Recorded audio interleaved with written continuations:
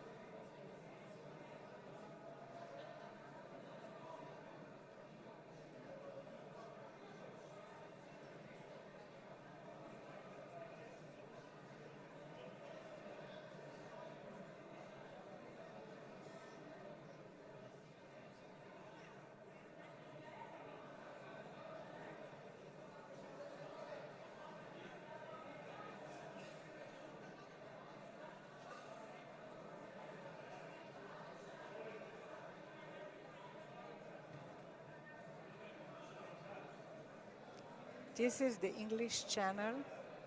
The session will begin shortly.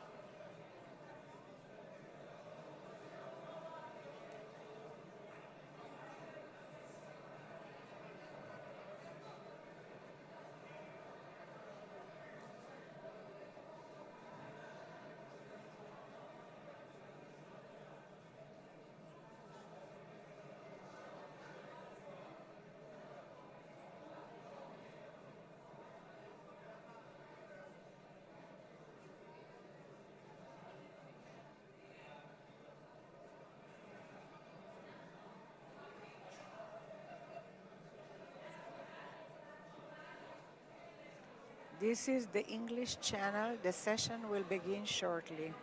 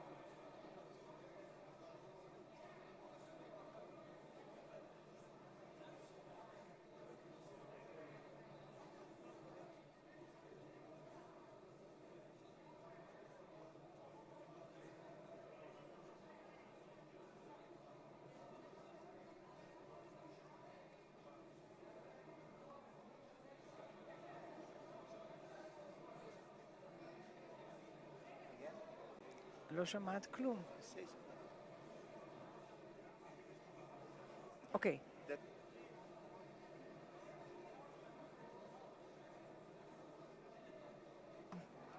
Hello?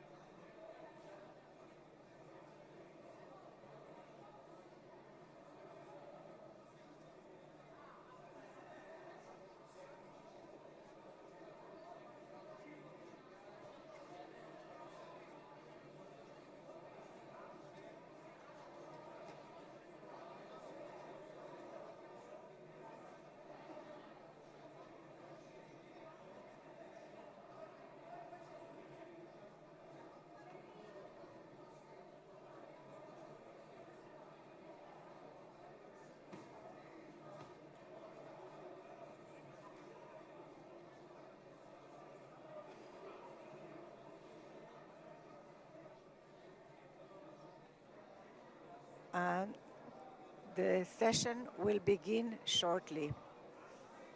The session will begin shortly. The session will begin shortly.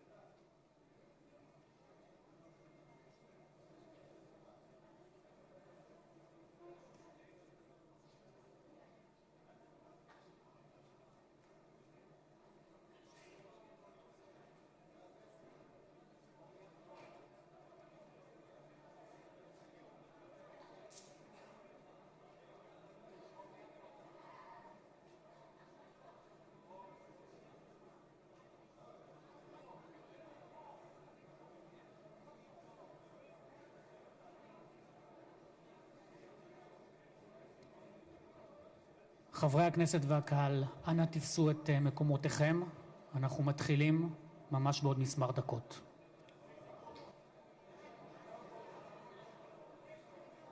We are going to begin in a few minutes. Please take your seats. Please take your seats. We're beginning in a few minutes.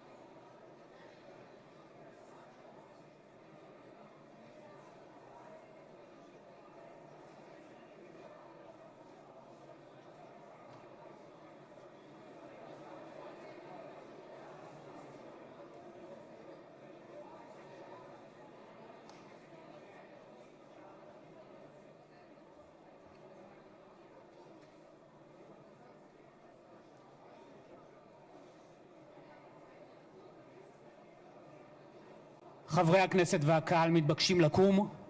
Members, please stand up. כבוד הנשיאים, כבוד ראש הממשלה The וכבוד honorable יושב ראש הכנסת. presidents, the honorable speaker of the Knesset,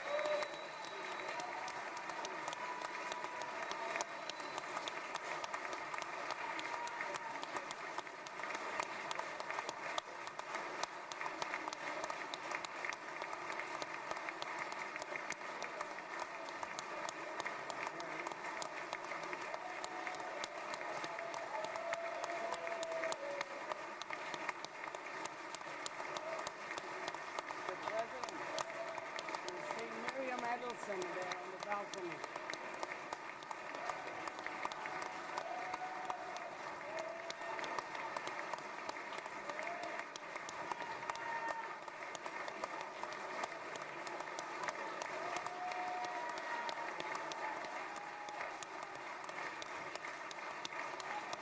So much they love you.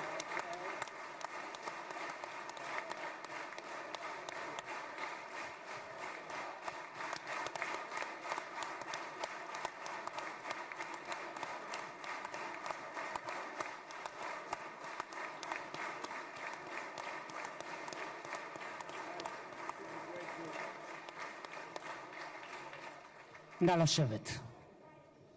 please sit down.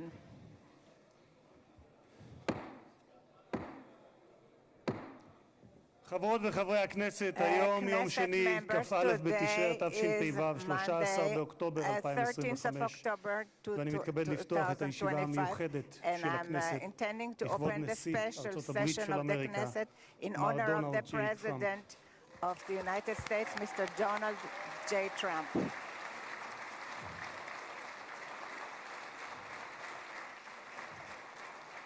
חברות וחברי הכנסת, בטרם נתחיל אני מזכיר שישיבה זו היא ישיבה מיוחדת ולכן לא יהיו בה הפרעות. מי שיפריע יוצא מאולם המליאה ולא יורשה לשוב אליה עד תום הישיבה. לא תהיינה אזהרות. בנוסף, ניתן יהיה למחוא כפיים בישיבה זו כפי שכבר ראיתם. כבוד נשיא המדינה יצחק הרצוג ורעייתו מיכל,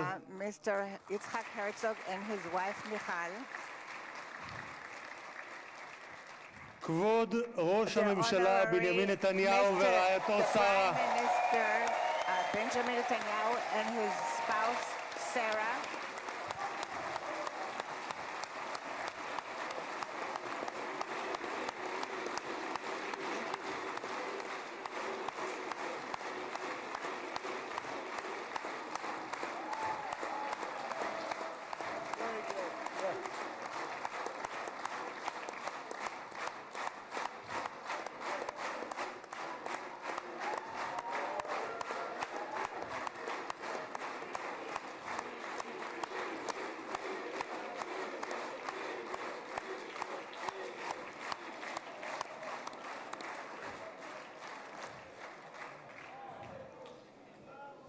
ראש האופוזיציה יאיר לפיד ורעייתו ליהי, Mr. Lapid and his wife Lihi, שרים וחברי הכנסת, ministers and Knesset members, special recognition to Minister Ron Dermer, who led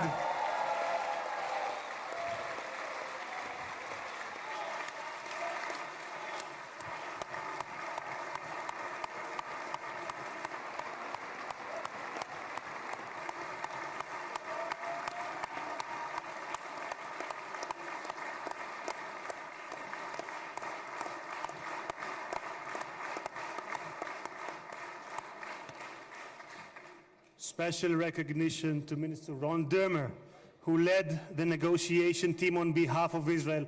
Thank you, Ron. Secretary of State Marco Rubio,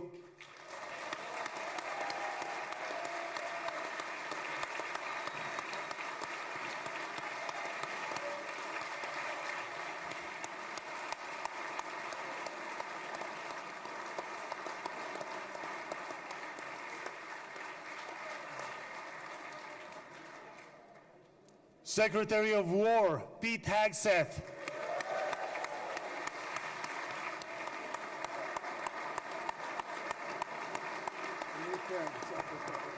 Secretary of War, I like it. I love it. Chairman of the Joint Chiefs of Staff, General Dan Kane.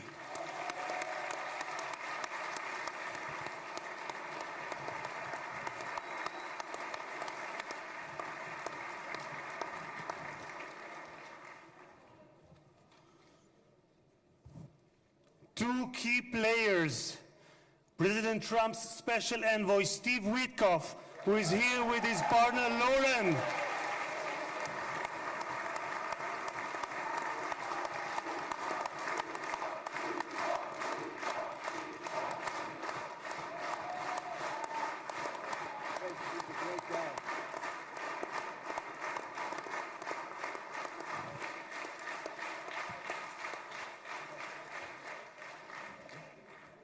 And Jared Kushner, who is here with his wife, Ivanka.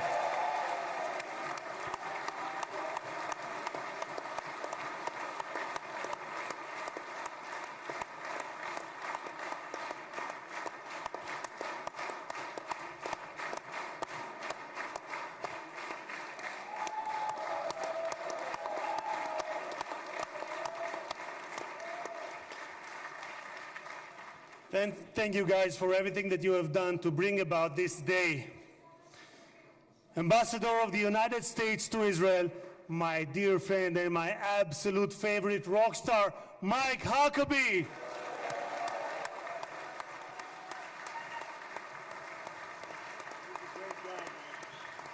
we have Janet? I don't see Janet. No, Janet's not in. Janet's not here. Okay.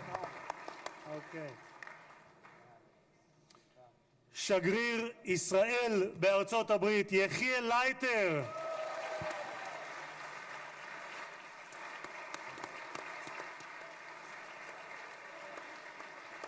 תודה.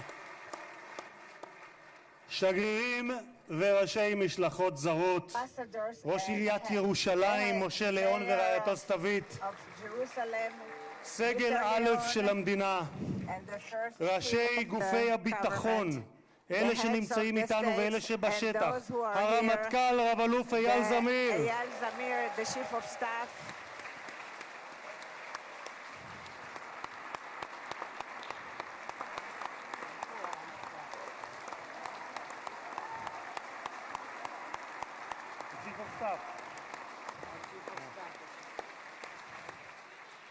המפכ"ל רב ניצב דניאל לוי, the head of the police, Daniel Levy. נציב שירות בתי הסוהר רב גונדר קובי יעקבי. הוא נמצא בשטח, הוא מאלה שנמצאים בשטח. נציב הכבאות וההצלה הרב תפסר אייל כספי. ראש המוסד דוד ברנע.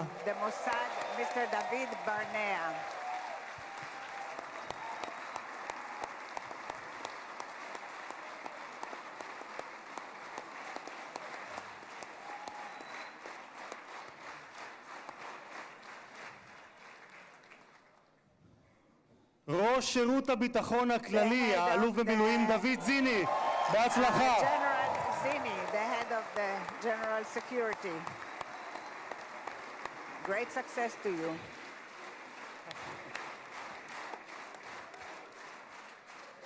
ראש מנהלת החטופים גל הירש. Mr. Gal Hirsch, the head of the headquarters for the abductees.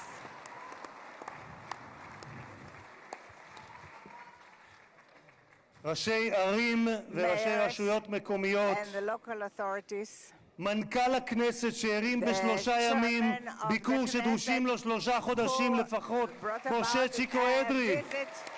in 3 days, which usually takes 3 months, Mr. Itzik Edry, מזכיר הכנסת עורך הדין דן the מרזוק, secretary of the היועצת Knesset, היועצת המשפטית לכנסת the עורכת הדין legal שגית אפיק, counsel of the Knesset, קצין הכנסת ניצב יובל חן, and the head of the Knesset, חברי הנהלת הכנסת, members of the משפחות חטופים, management of the Knesset, משפחות שכולות, families of the bereaved, families of the abductees,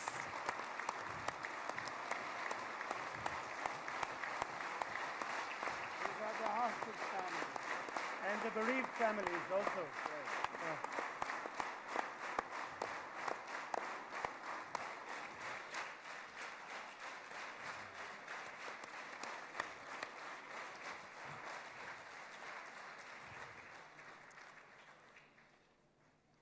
סגל א' של המדינה, מכובדים מהארץ ומהעולם, ואני פותר בזאת את הדוברים הבאים מזכו כל המכובדים.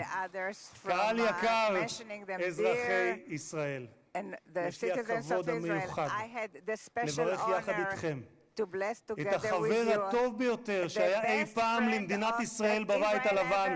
ברוך הבא לישראל, ברוך הבא לירושלים, ברוך הבא לכנסת, הנשיא דונלד ג'יי טראמפ.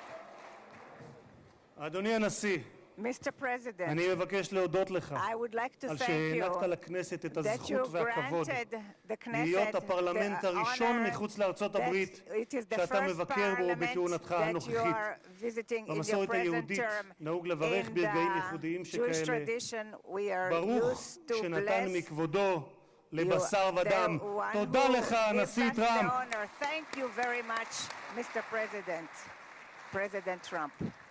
כבוד הנשיא, לפני 2000 Honorary שנה President, הוגלינו בכוח הזרוע 2,000 מנחלת years אבותינו, ago, we were אבל exiled בכל from התפוצות our בהן homeland. חיינו, But in all the מעולם לא diaspora that שכחנו we את lived by, ירושלים, we never forgot הלב הפועם Jerusalem. של העם היהודי מאז נוסדה The beating כבירתו heart of the לפני Jewish 3,000 people, שנה, ואליה since it's התפללנו שנה אחר for שנה which we אחר שנה. prayed for year after ולפני 7 year. שנים And 7 היית years ago, אתה, it הנשיא was טראמפ, you, President שבשם Trump, ארצות הברית של אמריקה that in the name of הכרת the בריבונות United States הישראלית על of the ירושלים. United States, you recognized Jerusalem as the אתה capital of מימשת Jerusalem. הבטחה שנשיאים רבים לפניך הבטיחו, אבל רק אתה קיימת. העברת את השגרירות האמריקאית לירושלים השלמה והמאוחדת. תודה לך, הנשיא טראמפ. Thank you very much, President Trump. Thank you very much, President Trump.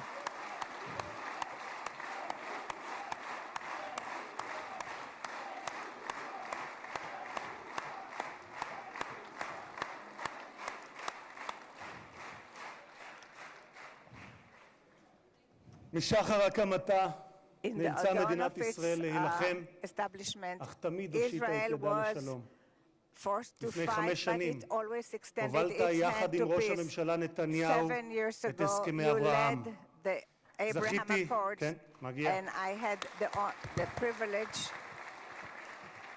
זכיתי לכהן בממשלה to שחתמה serve עליהם, in this ולימים הם היו government בעלי that משמעות signed רבה עבורי גם it, ברמה האישית. and it was very משום שלפני meaningful for me 2.5 because 2.5 זכיתי להיות years יושב ראש ago, הכנסת I הראשון was the first המקבל הזמנה head of the רשמית Knesset לבקר that בפרלמנט של was מדינה ערבית, invited וזו הייתה to המדינה speak שבה in a שני הוריי parliament שנמצאים of כאן איתנו נולדו וגדלו, Arab country, מרוקו. and it was in the קירבת, country of Morocco, קירבת where my parents בין came from. ישראל לבין You- 4 מדינות ערביות You made it the בהסכם relationship שבבסיסו closer in שלום accord תמורת that it's שלום. תודה לך, הנשיא for טראמפ. peace. Thank you very much, President Trump.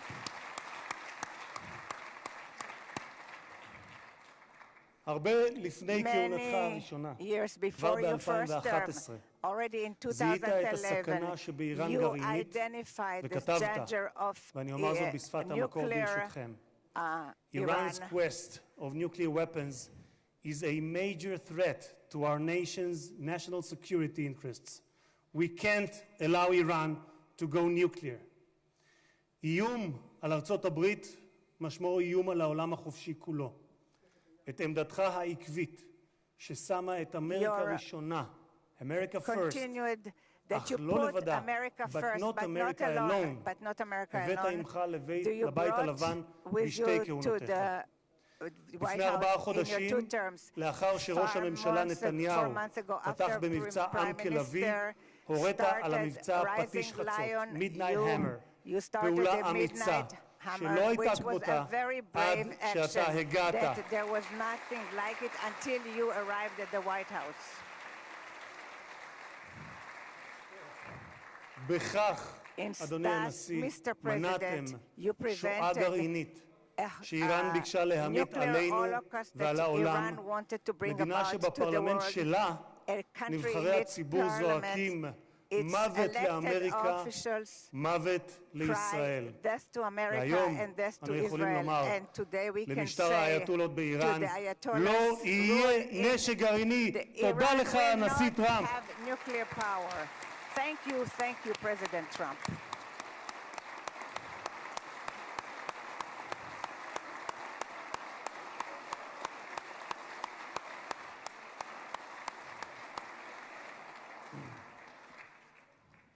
כבוד הנשיא, היום העם Mr. היהודי מציין את President, סיום חג today הסוכות, the ומחר Jewish נציין את people שמחת are תורה. ending the holiday of בשמחת תורה Sukkot, לפני and שנתיים tomorrow לא it will be שמחנו. Simchat Torah. And היה זה היום 2 הקשה years ago in ביותר Simchat שחוותה Torah, מדינת ישראל it was the משחר most הקמתה difficult day for the והעם state of היהודי Israel מאז since its השואה. establishment and for the Jewish people עשרות פעמים since the הגעתי יחד עם Holocaust. מנהיגים זרים Many למקום times I הטבח. came with עם many רבים מהם ישבתי visitors לצפות to the בתיעוד area of the המצולם של הזוועות slaughter, שאני יודע and שגם I אתה saw the ראית. horrors. שבועות ספורים And לאחר ה-7 few באוקטובר, weeks after the ליוויתי את 7th of ג'רד October, I ואיוונקה accompanied שהגיעו לכאן Jared and Ivanka לאזורים that who הקשים came to those ביותר. difficult areas. ראינו את מה We שקיווינו, saw what היינו קיבוץ we כפר were in עזה Kfar ברעים, Aza, וראינו את מה and we שקיווינו saw שלא what יחזור עוד we בתולדות hope that we האנושות. will never see מראות again. של פוגרומים, Horrible ילדים, sights of נשים, pogroms, קשישים, גברים, children, men חיים and שלווים women, שהיו and the elderly. ואינם עוד.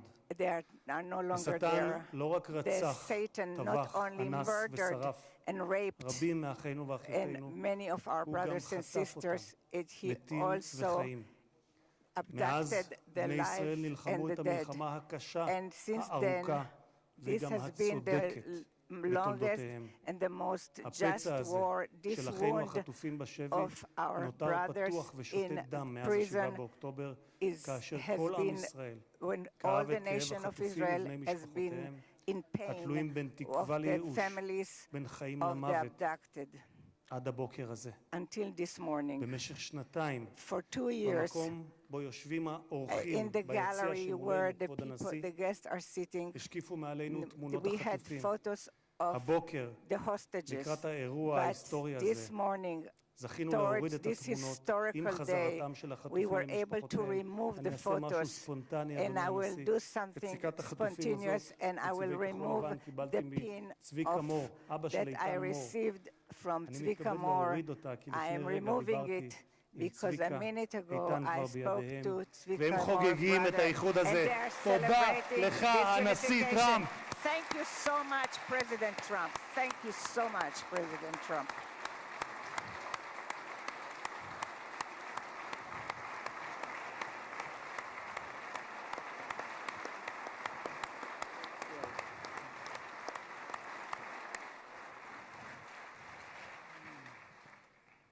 Mr. President, you stand before the people of Israel not as another American president, but as a giant of Jewish history. one for whom we must look back 2.5 millennia into the mists of time to find a parallel, Cyrus the Great. You, President Donald J. Trump, are a colossus who will be enshrined in the pantheon of history. Thousands of years from now, Mr. President, the Jewish people will remember you.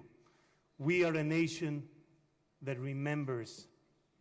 Far from being a local struggle, what we are witnessing is a global struggle, a global battle between the forces of extremism, radicalism, and fundamentalism, and those of freedom, liberty, and democracy.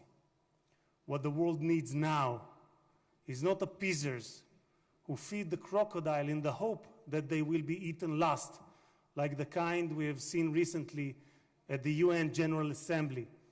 And by the way, President Trump, your team has checked the teleprompter. It is working beautifully. What the world needs now are more leaders who are brave, resolute, strong, and bold. The world needs more Trumps.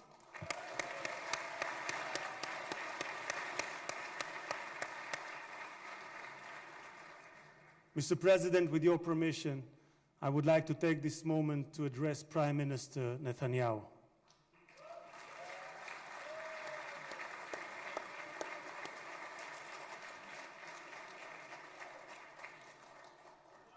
ראש הממשלה, תודה. ראש הממשלה, עמדת בכל שנות כהונתך, אבל בפרט בשנתיים האחרונות, מול לחצים אדירים. סטיב וויטקוף, שליחו המיוחד של הנשיא טראמפ, שלחם יחד איתך בשוחות על החזרת החטופים, אמר עליך, העבודה הקשה באמת הייתה של ראש הממשלה. הוא זה שהיה צריך לקבל החלטות קשות, עד כמה להיות קשוחים מול חמאס ומתי לגלות גמישות. היו רגעים שחשבתי, כך אומר וויטקוף, שעליכם להתגמש יותר, אבל האמת היא שכעת, במבט לאחור, אני חושב שלא היינו מגיעים לנקודה הזו אם ראש הממשלה נתניהו לא היה פועל כפי שפעל.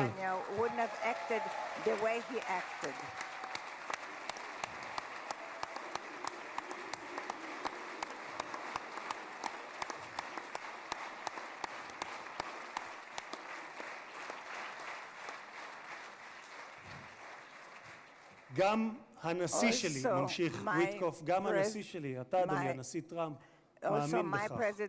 הוא מאמין שראש הממשלה נתניהו קיבל החלטות קשות מאוד, והיו אנשים פחות אמיצים שלא היו מקבלים החלטות כאלה. והנה אנחנו כאן היום משום שלחמאס לא הייתה ברירה, כך אומר וויטקוף. הם נאלצו להגיע להסכם הזה.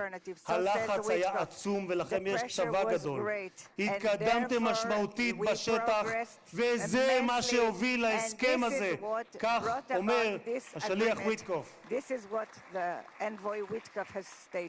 אדוני ראש הממשלה, אתמול בדרכו לישראל אמר הנשיא טראמפ שאתה הוא האיש הנכון. בזמן הנכון. ואני גאה לומר כאן, לעיני העולם, שבזכותך הגענו להישגים הרבים שאליהם הגענו. תודה לך, ראש הממשלה.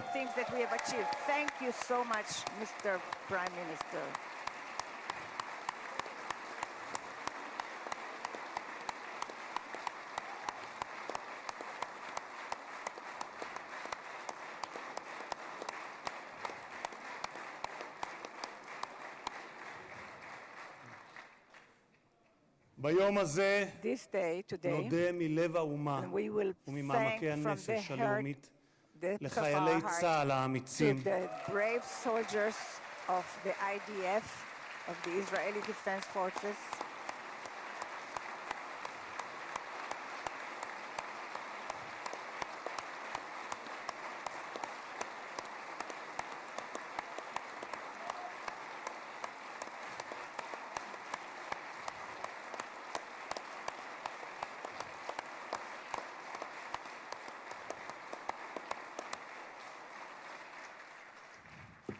נודה We לחיילי will צה"ל thank to האמיצים the IDF שהסתערו brave קדימה soldiers כאריות who fought וסיכנו like את חייהם lions and כדי endangered their להגן על lives מדינת ישראל. in order to protect רבים the מהם state of נפלו Israel. והקריבו את Many of חייהם them למען המדינה sacrificed their lives שמרכינה את ראשה for בפניהם the ובפני country משפחותיהם that השכולות. bows its head. דמם לא Their נשפך blood לשווא, was not, כי בגבורתם ובהקרבתם die in הם vain, הביאו לרגע because with their הנשגב הזה, heroism they ושמותיהם brought this ייוותרו state, חקוקים לעד and their names בלב will האומה. be inscribed forever in the hearts of the nation. President Trump, President, you are the president of peace. There was not a single person on this planet who did more than you to advance peace. No one even came close. Your election to the presidency marked a turning point, not only for the United States, but for the entire world. Through your strength of character and unwavering resolve, you brought an end to bloody conflicts in no fewer than 8 regions across the globe. In less than 9 months, you became one of the most consequential presidents in history. You saved countless lives that would have been lost without your leadership. And as our sages teach, whoever saves one life, it is as though he has saved an entire world. You have proven that true peace is achieved through strength, and that only those who are prepared to use force in the present can prevent the need to use it in the future. Mr.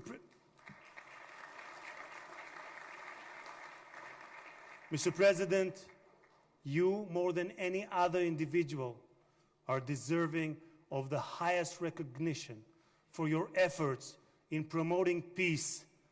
Therefore, I hereby announce that together with our good friend, Speaker of the House, Mike Johnson, we will rally speakers and presidents of parliaments from around the world to submit your candidacy for the Nobel Prize, Peace Prize next year.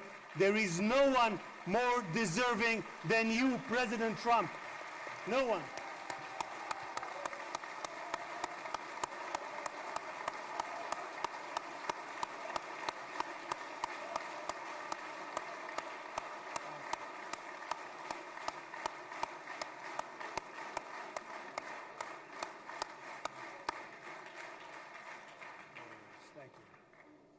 אדוני הנשיא, אנחנו ניצבים בפני ההיסטוריה ברגע נשגב שיחקק לדורות.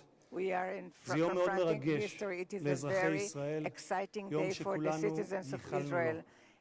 בספר ירמיהו משיב השם לרחל המבכה את בניה. מנעי קולך מבכי ועינייך מדמעה, כי יש שכר לפעולתך, נאום אדוני, ושבו מארץ אויב, ויש תקווה לאחריתך, נאום אדוני, ושבו בנים לגבולם.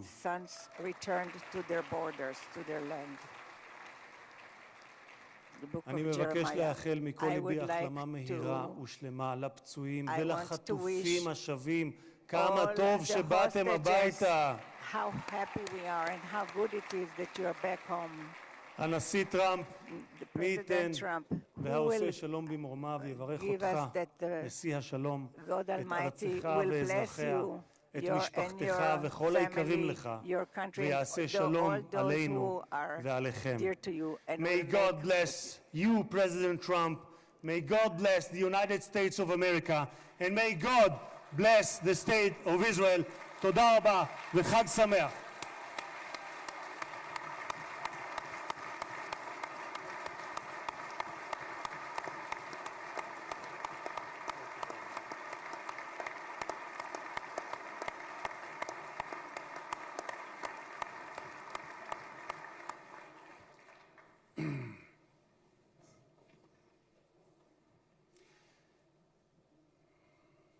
אני מתכבד להזמין כעת את ראש הממשלה, חבר הכנסת בנימין נתניהו, לשאת דברים. Benjamin Netanyahu, the Prime Minister, to say a few words.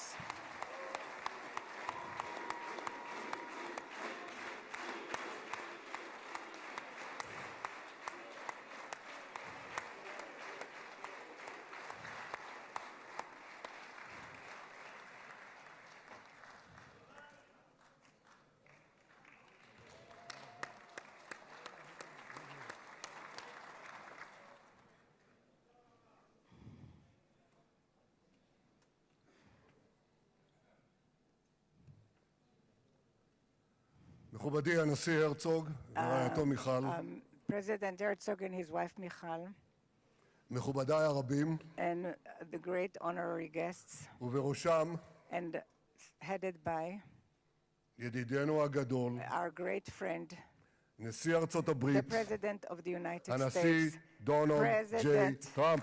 Donald J. Trump.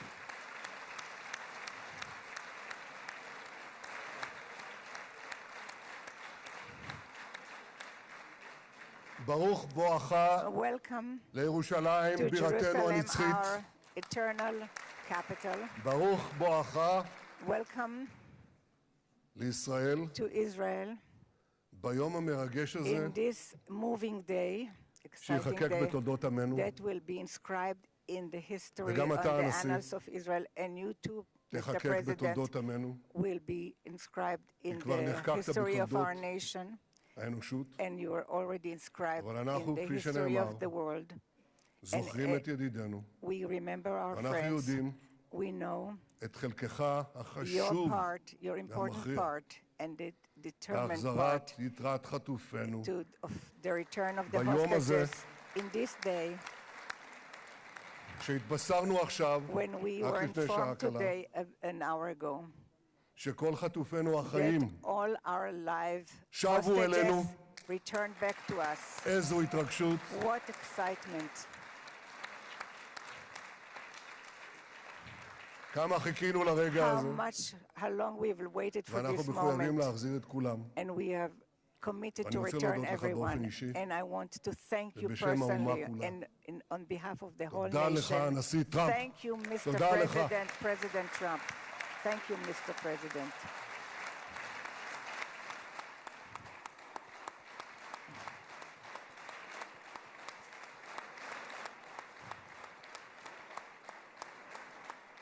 Now, I know that the teleprompters are working well, though I'm not using them. But I'm not sure about the translation. So I'll say words in English. President Trump, the Knesset welcomes you and your distinguished delegation to Jerusalem, our eternal capital. This is your first visit to Israel. Since you recognize Jerusalem as our capital and moved the embassy here, thank you, President Trump, for that.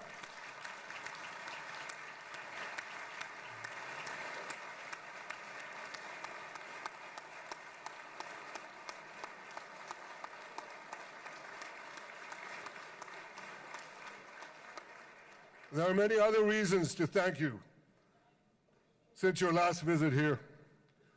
Thank you for recognizing Israeli sovereignty over the Golan Heights.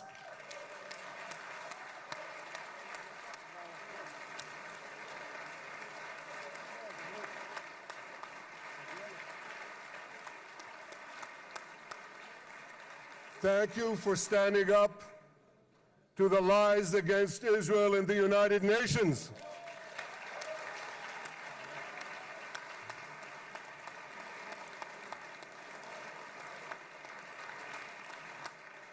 Thank you for recognizing in your 2020 peace plan our rights in Judea and Samaria, the ancestral homeland of the Jewish people.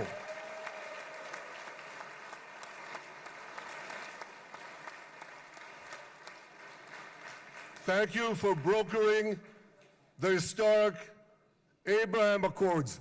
Abraham, הסכמי אברהם.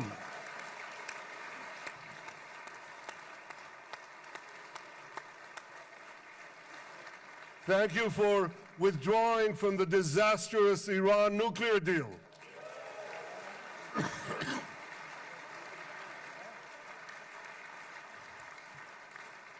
Thank you for supporting Operation Rising Lion and for your bold decision to launch Operation Midnight Hammer. Boy, is that, you got to hear this.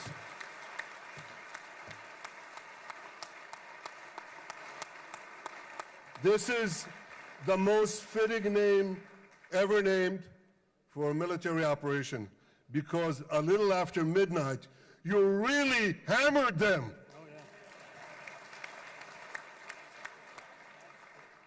My friends, this is only a partial list but it's enough to affirm what I've said time and again. Donald Trump is the greatest friend that the state of Israel has ever had in the White House.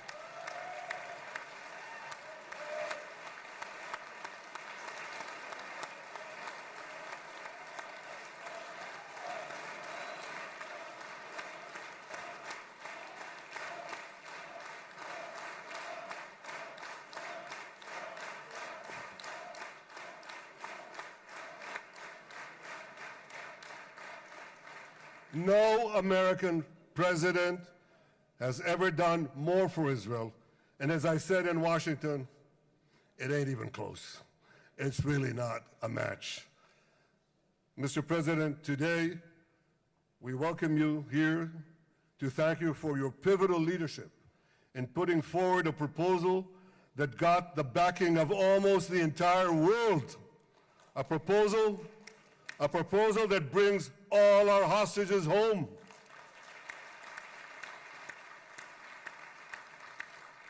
A proposal that ends the war by achieving all our objectives.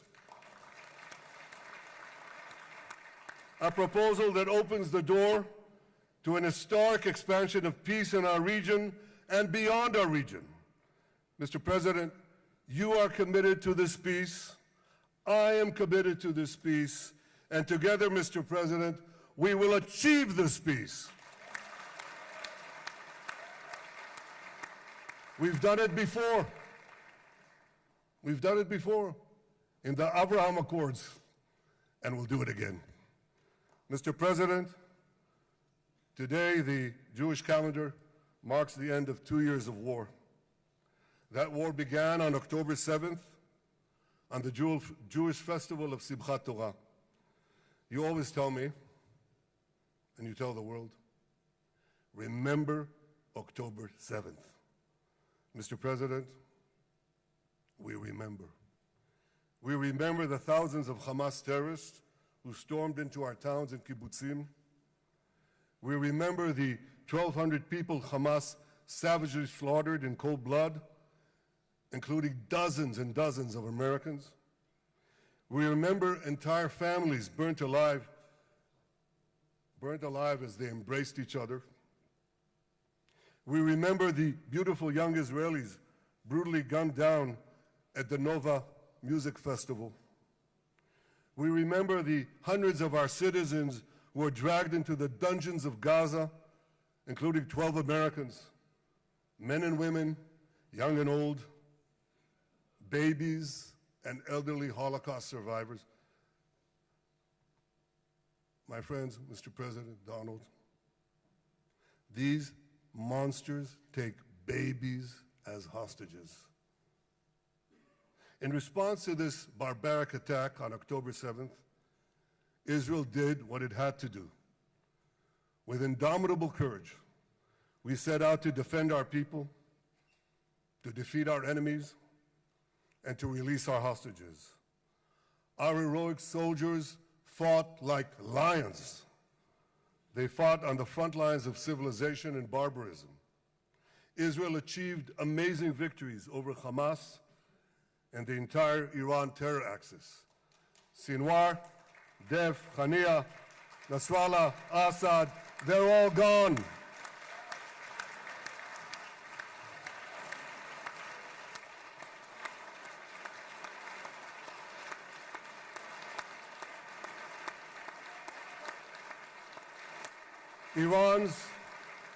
Iran's nuclear weapons and ballistic missile program, with your enormous help, Mr. President, rolled back. Half the Houthi leadership wiped out. But the price of this victory, the price of these victories, has been heavy. Nearly 2,000 of Israel's finest were lost, nearly half in battle.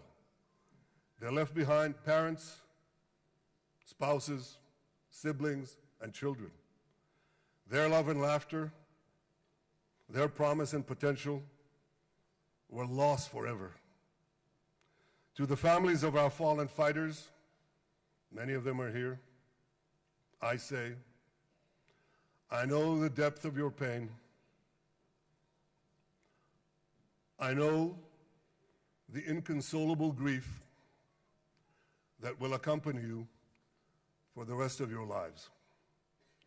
The State of Israel bows its head in eternal gratitude to our fallen heroes. Because of these heroes, our nation will survive. Because of these heroes, our nations will thrive. And because of these heroes, our nation will have peace. Mr. President, thousands of our brave soldiers were also wounded, suffering terrible blows to body and soul. Brave soldiers like Ari Spitz. Ari is an American. Ari is an American Israeli who was injured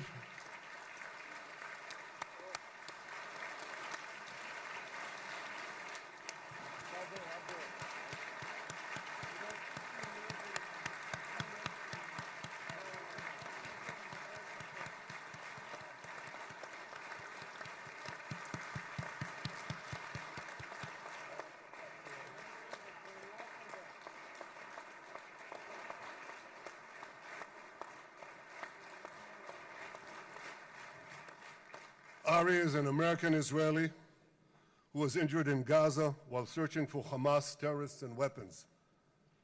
2 of Ari's comrades were killed in this action, and 10 were injured. Ari was presumed dead, but made a miraculous recovery despite losing 3 limbs. Ari, stand up for a minute alone. Stand up. There you go. There. Ari, you are the spirit of Joshua. You are the spirit of David. You are the spirit of the Maccabees. You are the spirit of Israel. I salute you. We all salute you.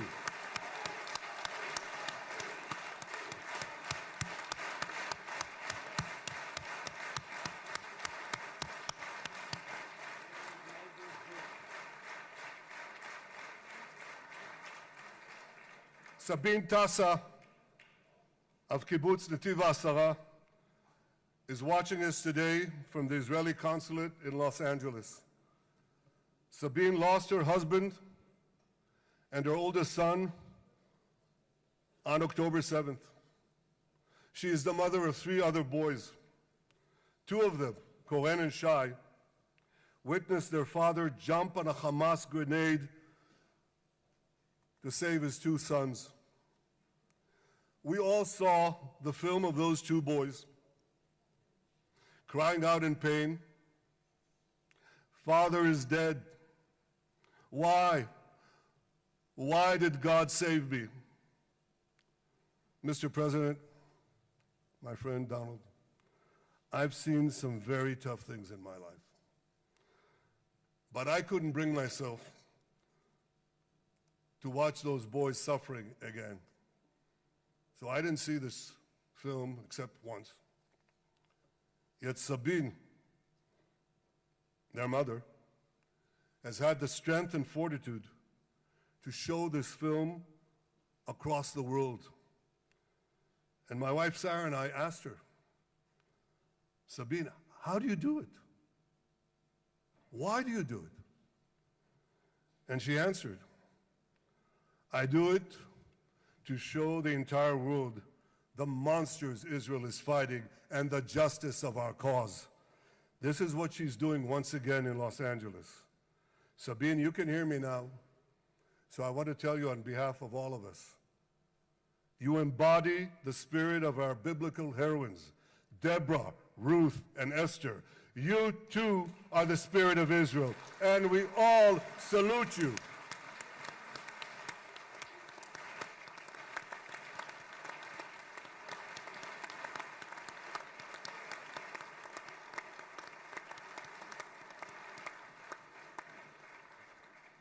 Mr. President, you asked me on our many conversations during the 12-day war with Iran, you asked me, how are the people holding up? And I said to you, our people are strong. Israelis are a nation of lions with unlimited resolve to defend our country and secure our future. The people give strength to our soldiers, and the people give strength to me and to my colleagues. The Jewish people have risen from the ashes time and again, but when we formed the State of Israel and the Army of Israel, we pledged never again would be defenseless against our enemies. And that resolute strength not only assures our survival, it assures our future, it assures peace. We have paid a high price for this war, but our enemies now understand just how powerful and just how determined Israel is. They understand that attacking Israel on October 7th was a catastrophic mistake. They understand that Israel is strong and that Israel is here to stay. And this, Mr. President, is the indispensable foundation of peace. Peace through strength. Ladies and gentlemen, this is a momentous day, a day of great joy as the remaining hostages come home. My wife Sarah and I have met with the hostage families many times. There were no words to describe their agony, only tears of bottomless sorrow and unimaginable pain. At the beginning of the war, I promised to bring all the hostages home. Today, with the indispensable help, the determined and focused help, the unremitting help of President Trump and his team, and with the incredible sacrifice and courage of the soldiers of Israel, we are fulfilling that promise.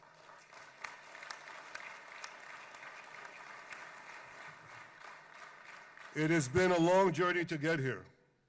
In the first week of the war, our brave soldiers put military pressure on Hamas, and the international community put diplomatic pressure on them. This enabled us to secure the release of over 100 hostages. In heroic rescue attempts behind enemy lines, Israel's special forces rescued 8 live hostages and brought back the remains of dozens more. But as time went on, we all know what happened. The diplomatic pressure was turned on its head. More and more governments bought into Hamas's false propaganda. More and more governments succumbed to anti-Semitic mobs in their own countries. They just turned on Israel. They called for us to surrender to Hamas demands, just leave Gaza immediately, they said, end the war without committing to disarm Hamas, without committing to demilitarize Gaza. Had Israel succumbed to those demands, not only would Sinwar, Nasrallah, Assad, and Iran's missile and nuclear program remain intact. Not only that, because in no time, the Hamas killers would be back on the border fence, ready to repeat the horrors of October 7th again and again, as they vowed to do. But just at that point of maximum pressure on Israel, a man named Donald J. Trump was elected President of the United States.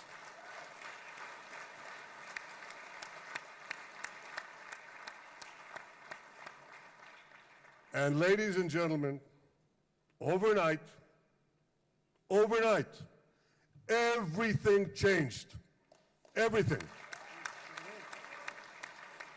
We felt it right here. Mr. President, thanks to your unequivocal backing of Israel, we secured a second hostage deal within weeks of your election. And in the months that followed, we worked closely together to forge a path to bring the remaining hostages home and end the war. End the war in a way that ensures the disarming of Hamas, the demilitarization of Gaza, and that Gaza would never again pose a threat to Israel. 2 months ago, you fully backed my decision to send the IDF into the last Hamas stronghold in Gaza City. You shared my view that this military pressure would help free the hostages. And despite all the criticism, all the naysayers, we were right. Hamas caved in.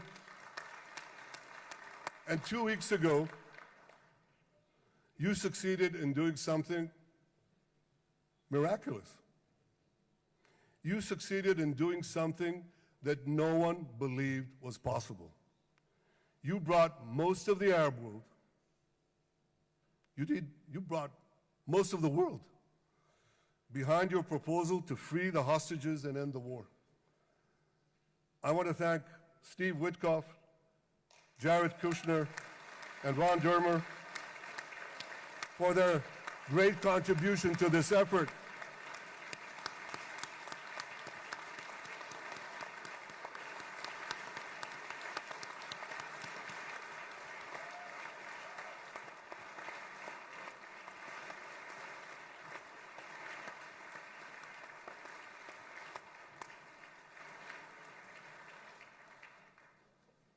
And I want to thank our negotiating team. I believe that the close cooperation between the two of us, between our two nations, combining Israel's military pressure and President Trump's unmatched global leadership. I have to tell you, I've seen a lot of American presidents. I've seen them all in the time that I've been here, and I've been here quite a lot of time. I've never seen anyone move the world so quickly, so decisively, so resolutely as our friend President Donald J. Trump.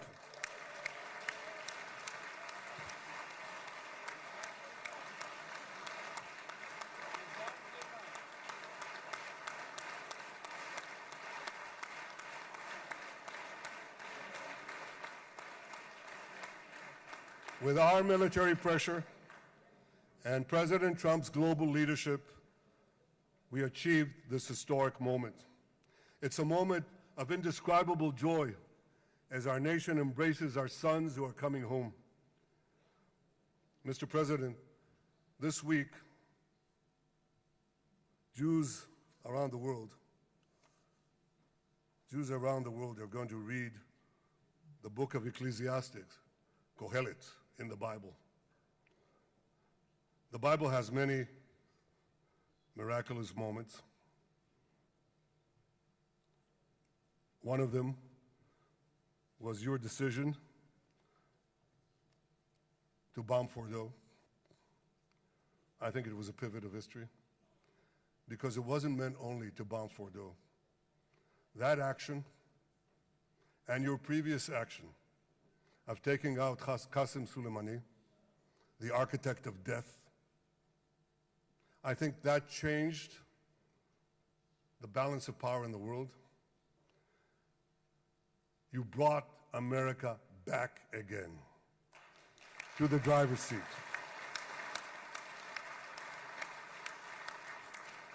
Now, I said that we're going to read this week the book of Ecclesiastes. It's not a book of action.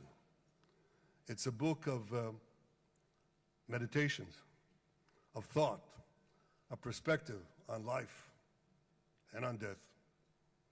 And in this book, we read the immortal words of King Solomon. To everything there is a season, and a time for every matter under heaven. Et milchama ve'et shalom. A time for peace and a time for war. The last 2 years have been a time of war. The coming years will hopefully be a time for peace.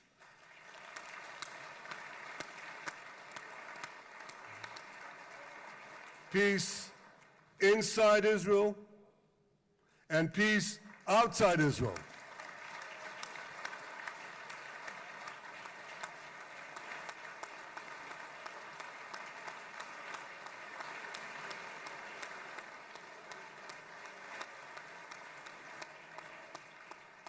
I look forward to continuing marching with you on the path we paved together with the Abraham Accords. Under your leadership, we can forge new peace treaties with Arab countries in the region and Muslim countries beyond the region. Abraham's children will work together to build a better future, a future that will unite civilization against barbarism, light against darkness, and hope against despair. And my friends, I believe that with President Trump's leadership, this will happen a lot faster than people think.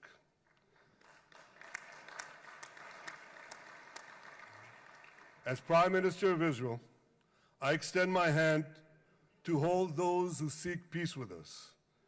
No one wants peace more than the people of Israel. Israel will always remain vigilant in defending itself, and Israel will always remain full of hope. Hope is our national anthem. Hope is our creed. Hope is our strength. It is time, my friends, to realize that hope and expand the circle of peace. Mr. President, thank you for all you have done for us. I have submitted your nomination to be the first non-Israeli recipient of the Israel Prize, Israel's highest award. As to that other prize, just a question of time, you'll get it. But I want you to get the Israel Prize, our highest award, to our greatest friend.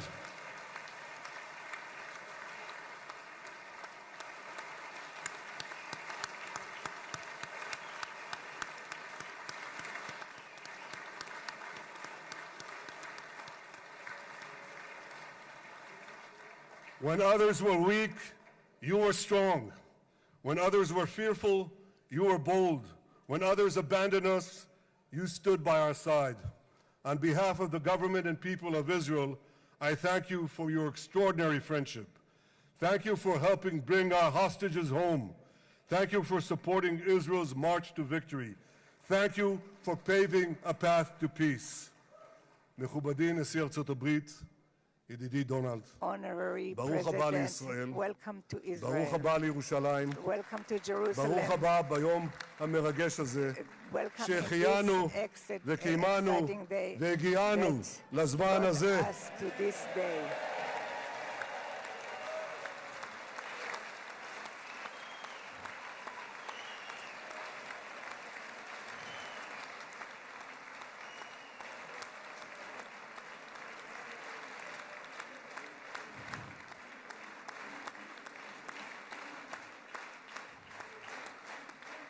May God bless you and your family, Mr. President. May God bless America. May God bless Israel. And may God bless the covenant between our two promised lands. Thank you, Mr. President.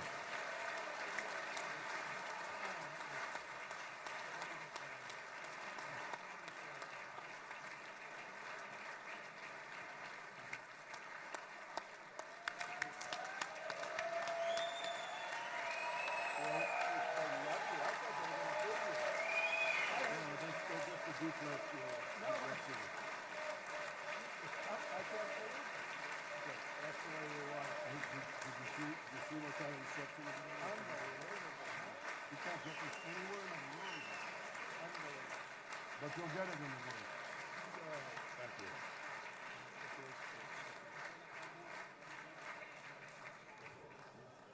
The president.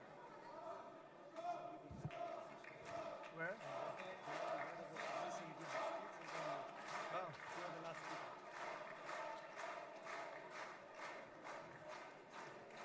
Come on up, opposition. Come on, opposition. Yeah, okay.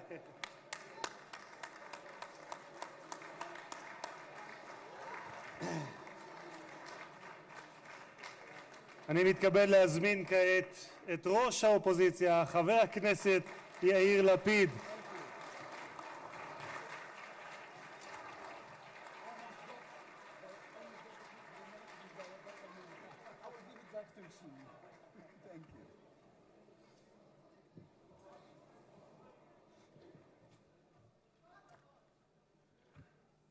Mr. Speaker, members of Knesset, ministers, President Herzog, Prime Minister Netanyahu, distinguished guests, Your Excellency, President Trump.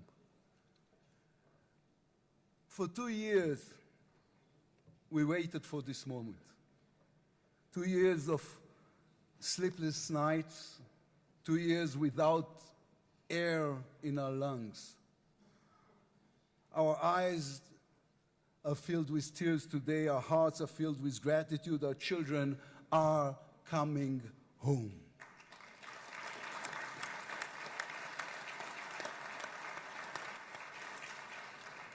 In the Babylonian Talmud, a sacred book of the Jewish people, it is written, whoever destroys one life, it is as though he destroyed an entire world, and whoever saves one life, it is though as he has saved an entire world. Mr. President, you have saved the lives of our hostages.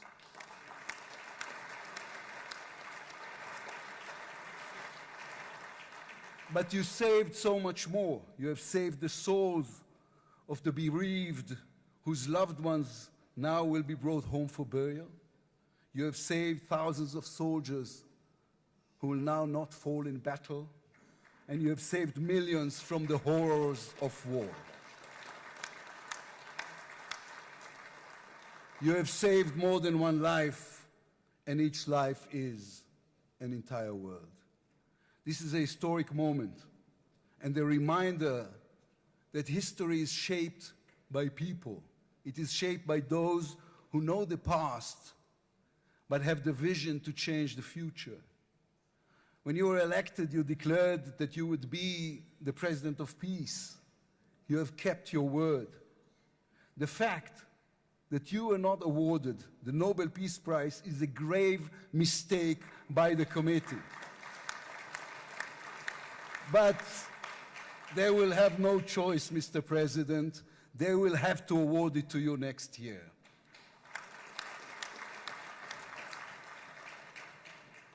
Peace will not come by waiting. It will come by building, by reaching out, and by daring once again to believe. You, Mr. President, have done the unimaginable. We will be eternally grateful. But we also need to take responsibility. The destiny of Israel will always be written by the people of Israel. We must now prove ourselves worthy of what has been achieved. From its founding, Israel has said to the world that our strength, our power, rest upon our values. Israel is the strongest country in the Middle East because we are the only democracy in the Middle East. Because we believe in the principles laid in our Declaration of Independence, which says Israel will ensure complete equality of social and political rights to all its inhabitants, irrespective of religion, race, or sex. It will guarantee freedom of religion, conscience, language, education, and culture. It will safeguard the holy places for all religions. Those are our values. That is who we are as people, as a country. Our neighbors must understand one more thing about us. We are not going anywhere. The Middle East is our home. We are here to stay. Our story did not end in the Bible. It began there. It continues in our laboratories and universities, in our innovation hubs. Hamas, Hezbollah, Iran, and the Houthis, they all read the wrong intelligence reports. The real intelligence report on Israel's intentions is found in the book of Genesis. And I will give you and your descendants after you the land of Canaan for an everlasting possession. We call upon the nations of the Islamic world, on all our neighbors, Saudi Arabia, Syria, others. We are here to stay. We can do great things together. Come and talk to us. Mr. President, You are the one who can make it happen as you did with the historic Abraham Accords. Then too, no one believed it was possible. Then too, you imposed your vision on everyone. While others spoke of difficulties, you created opportunity. You can be the one to bring the next wave of peace. The people of Israel support this. They want this. We are ready. And you can later today in Egypt with your unbelievably talented team, my friends, Steve Witkoff, Jared Kushner, Marco Rubio, Pete Hegseth, forge a regional alliance that will change not only the Middle East, but the entire world. After 2 years of war, the peoples of this region should look around and ask themselves, whose situation is better? Those who chose the path of peace or those who chose the path of war? Those who invested in their people, in the education of their children, in science and education and technology, or those who invested in hate and in violence? From here I say to all those who demonstrated against Israel these past 2 years, on the streets of London and Rome, in Paris and in Columbia University. I do not represent the government. As you know, I am the leader of the opposition. And I tell you, then, you were deceived. You were deceived. Propaganda experts, funded by terror money, manipulated you.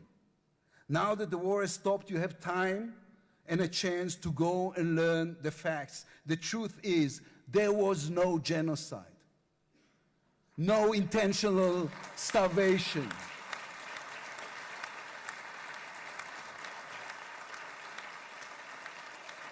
The truth is, there was an army and a country fighting in the most complicated conditions imaginable against terrorists who send their own children to die for a follow-up, who use their own children as human shields. The truth is that a democratic state was attacked by a fanatical terrorist organization. 1,200 people were killed in one day, women were raped, babies were burned alive. And all that, on all the while, they played with your minds, selling you the absurd idea that supporting Islamic terror is somehow a liberal value. There is good and evil in this world. When you stand with Hamas, you stand with evil. When you stand with Hezbollah, you stand with evil. When you stand with the Iranian regime, you stand with evil. When you stand with Israel, you stand on the side of justice.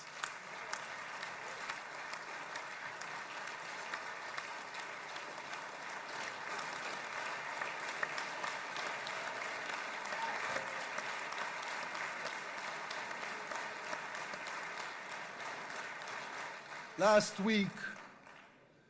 week I attended the 7th October memorial ceremony. An inspirational woman called Galit Dan spoke on stage. Galit had a daughter, Noya, a 13-year-old girl who was autistic like my daughter. And Noya was full of light. She loved Harry Potter.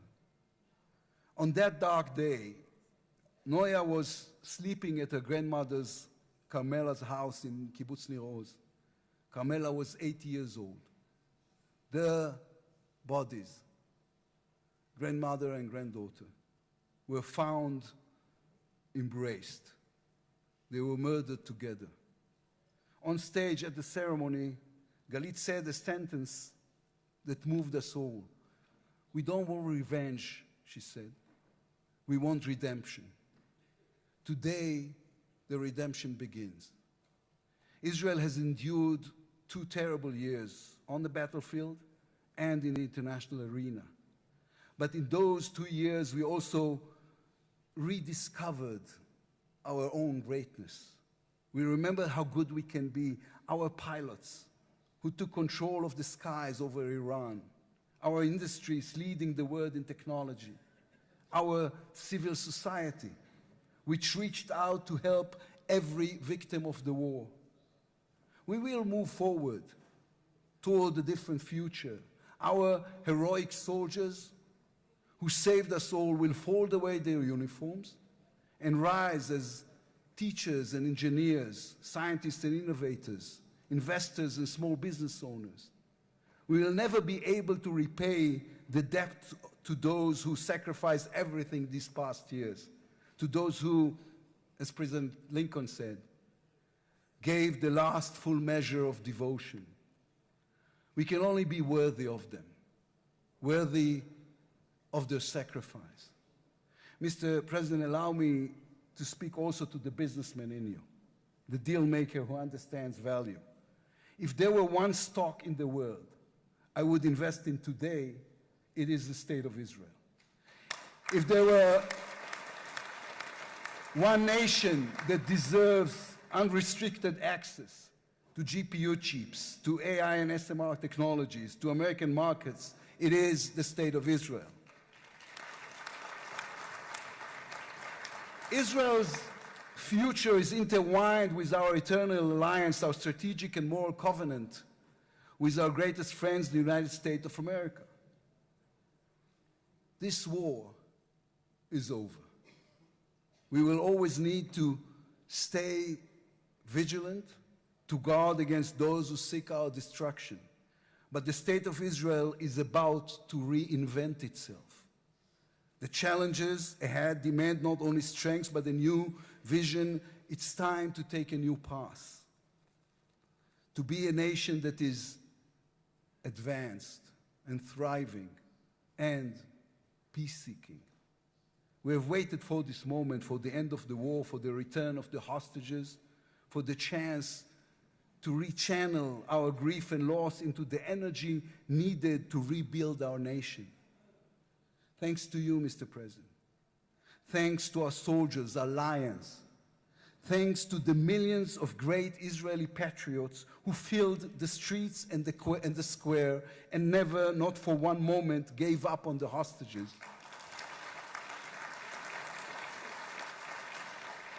Thanks to all of them, the strength within us can now rise, succeed, and build for our future and for our children.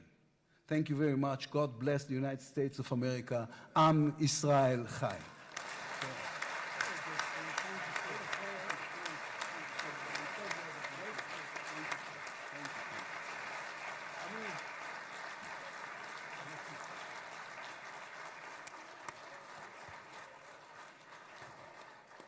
אני מודה לראש האופוזיציה, I would like to thank the head of the opposition. members of the Knesset. It is now my distinct honor to invite the President of the United States of America, His Excellency Donald J. Trump, to address the Knesset.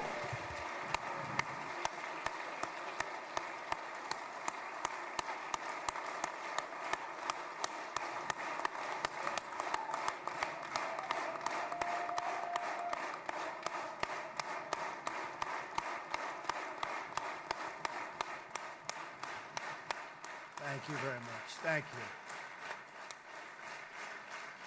Thank you very much, everybody.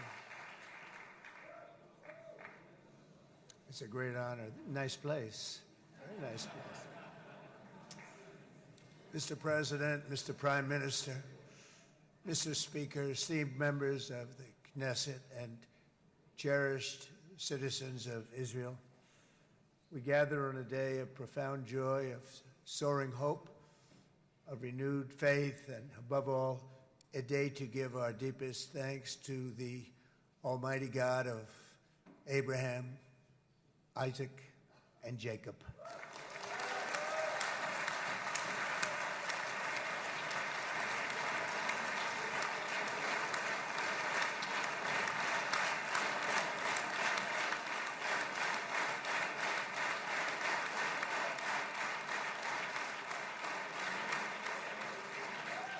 After 2 harrowing years in darkness and captivity, 20 courageous hostages are returning to the glorious embrace of their families, and it is glorious.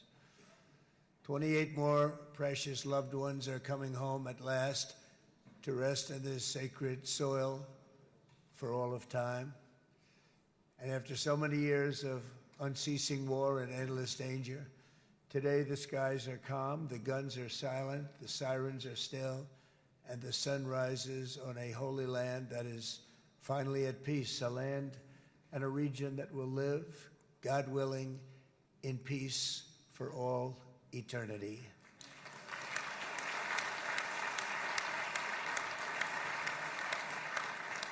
This is not only the end of a war, this is the end of an age of terror and death and the beginning of the age of faith and hope and of God. It's the start of a grand concord and lasting harmony for Israel and all the nations of what will soon be a truly magnificent region. I believe that so strongly. This is the historic dawn of a new Middle East. I want to express my gratitude to a man of exceptional courage and patriotism, whose partnership did so much to make this momentous day possible. You know who I'm talking about. There's only one, Prime Minister Benjamin Netanyahu. Bibi, please stand up.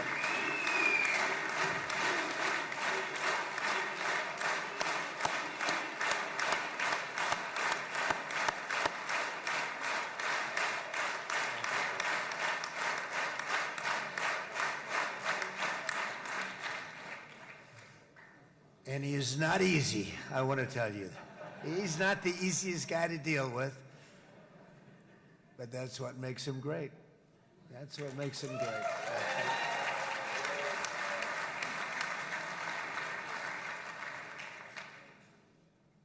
Thank you very much, baby. Great job.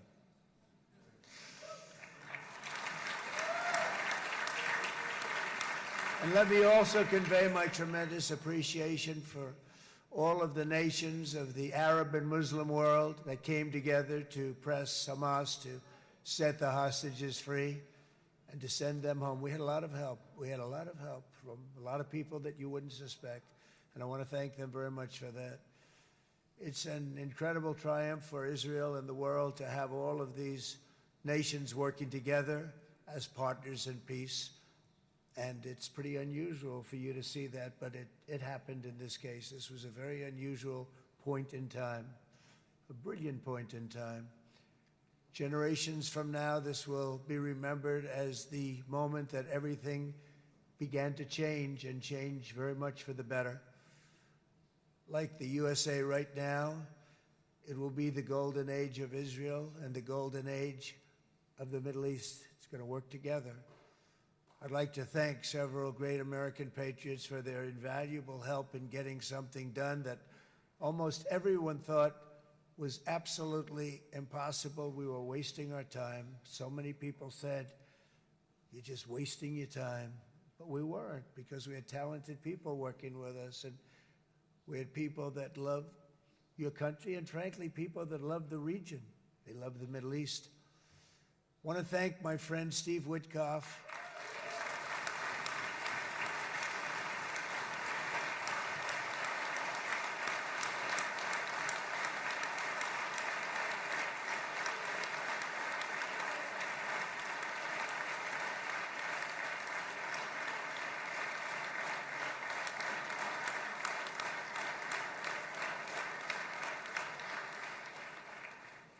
You know, Steve was chosen by me. He never did this before, but I knew him as a few things. He was a great businessman, but I know a lot of great businessmen, to be honest with you. He had tremendous negotiating skills, but I know a lot of people that negotiate pretty well, although it is an art. But there are people that can negotiate pretty well. But most importantly with Steve, he's just a great guy. Everybody loved him. Everybody. I mean, I know some negotiators that are so good, but you wouldn't have had peace in the Middle East. It would be in World War III right now with some of these guys. Everybody loves Steve, and they respect him, and they somehow can relate to him. I've known him for many years, and I've seen it over over and over again. להוציא את חבר הכנסת עודה, להוציא אותו מהאולם, להוציא אותו מיד, החוצה, החוצה. Please expel this Knesset member. Please expel this Knesset member. להוציא גם את חבר הכנסת כסיף. להוציא את חבר הכנסת כסיף מהאולם. Expel Knesset member Kasif out of the hall. Please expel him immediately.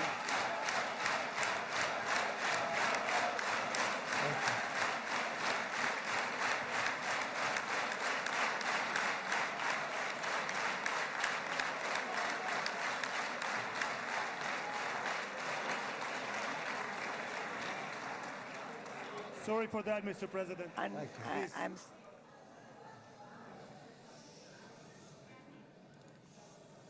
That was very efficient.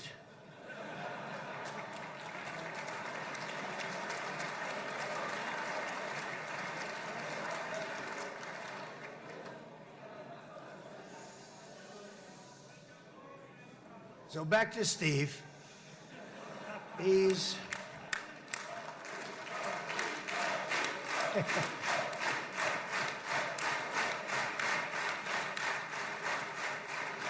But I tell one story because he was so involved, and then we called in Jared. We called it, we need that brain on occasion. We got to get Jared in here. We got to get a certain group of people. But Steve started this all by himself. I call him Henry Kissinger, who doesn't leak, okay? Henry is a big leaker. He leaked. Steve doesn't leak. Steve just wants to get the job done. He wants to do what's right. But I'll give you just a quick story because, as you know, he's working on the war with Russia and Ukraine, a war that would have never happened if I were president. A shame. 7,000 young soldiers a week are being killed. More than that this last week. It's a shame that it never happened. But it did happen, and we won the race, and I took over this horrible war that's been raging, and I thought it would be easily settled. I thought it was a hell of a lot easier than doing what we just did very successfully with Israel and a lot of other people. But this came first, and we'll get that one. But I set up a meeting for him to meet with President Putin, thinking it would be a 15 or a 20-minute meeting. Steve had no idea about Russia, had no idea about Putin too much, didn't know too much about politics, wasn't that interested. He was really good at real estate, but he had that quality that I was looking for, and I didn't see it around in too many ways. And I set up the meeting with Putin, and I called. I said, is Steve finished yet? That was about a half an hour into the meeting. No, sir, he's not. He's still inside. This is in Moscow. I said, well, how's he doing? I don't know, sir. He's still inside. I called up an hour later. Let me speak to Steve. Sir, he's still with Putin. He's with President Putin. I said, wow, that's a long meeting, 1 hour. I called up an hour later, he was still with Putin. 3 hours later, he was still with Putin. 4 hours later, he started to get the word that he was going to be coming out soon. And in 5 hours, he came out. I said, what the hell were you talking about for 5 hours? And he says, just a lot of interesting things. We're talking about a lot of interesting things, including what he went in there for, but you can't talk about it for 5. You can talk about it for a certain period of time, and you know what you're getting. But that's a talent. That's a talent where you can do that. Most people I'd send in, number one, they wouldn't be accepted. Number two, if they were, the meeting would last 5 minutes, and that's what happens with Steve. Everybody loves him. They love him on this side. They love him on the other side. And he really is. He's a great negotiator because he's a great guy. So thank you very much, Steve, very much.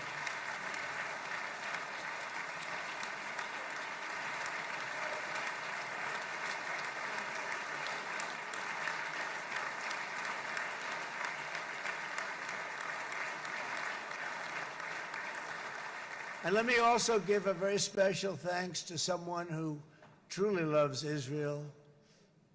In fact, loves it so much that my daughter converted. My daughter converted. I didn't know this was going to happen. And Ivanka's here.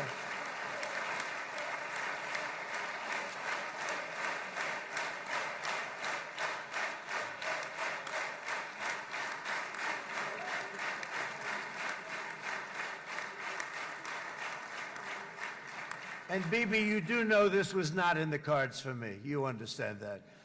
And she is so happy, and they are so happy. At least I think they're happy.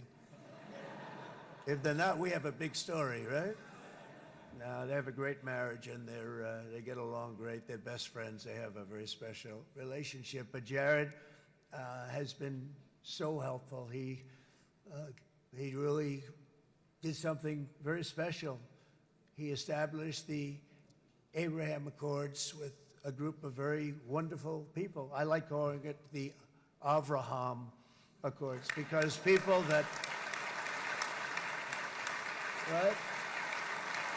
Avraham. It's so cool. It's so much sort of nicer, you know, the Abraham versus the Avraham.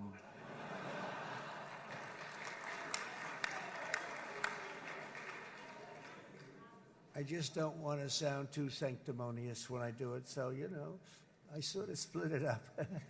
This way we keep everybody happy. But we have some very great talent, and they have no excuses for anything that's taken place, because we had some unbelievably good people working on this. And then you're going to add a man named Marco Rubio, who is also here. That's right.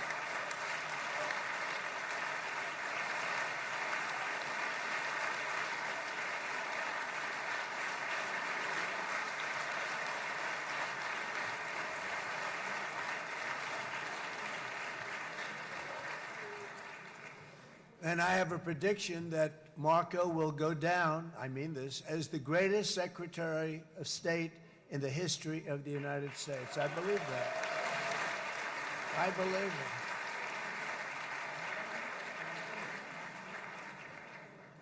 it. And he and I, you know, we really fought it out. You remember, he was tough. He was nasty.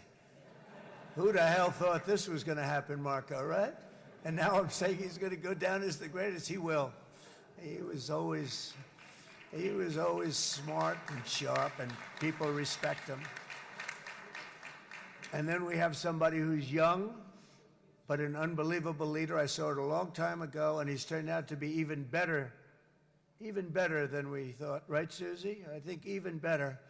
And that's Pete Hegseth, who is our Secretary of War, formerly Secretary of Defense.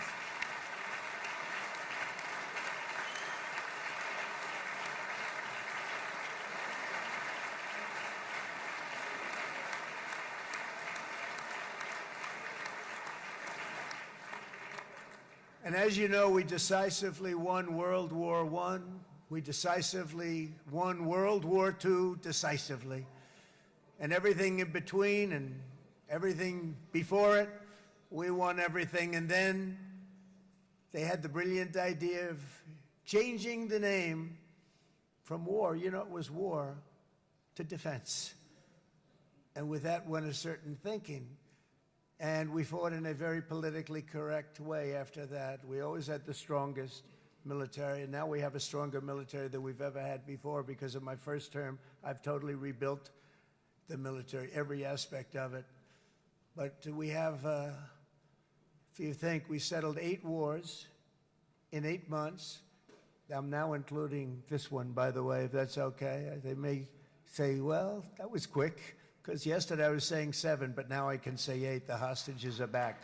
The hostages are back.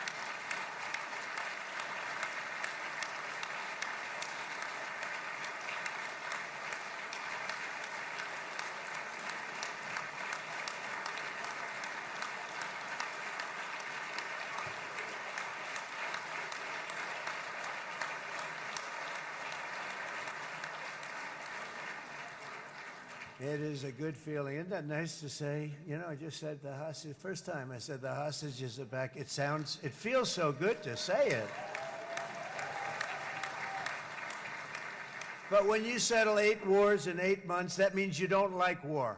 Everyone thought I was going to be brutal. In fact, I remember Hillary Clinton during a debate, she said, look at him, he's going to go into war with everybody. And actually, she said, he's got a personality that's all about war. No, and my personality actually is all about stopping wars, and it seems to work. Seems to work. But it also means this name change and our attitude that we're not going to go into a war, but if we do, we're going to win that war like nobody has ever won a war before. We will not be politically correct, but we're not going to be there. And I think, you know, as you mentioned, Bibi, before, peace through strength, and that's what it's all about.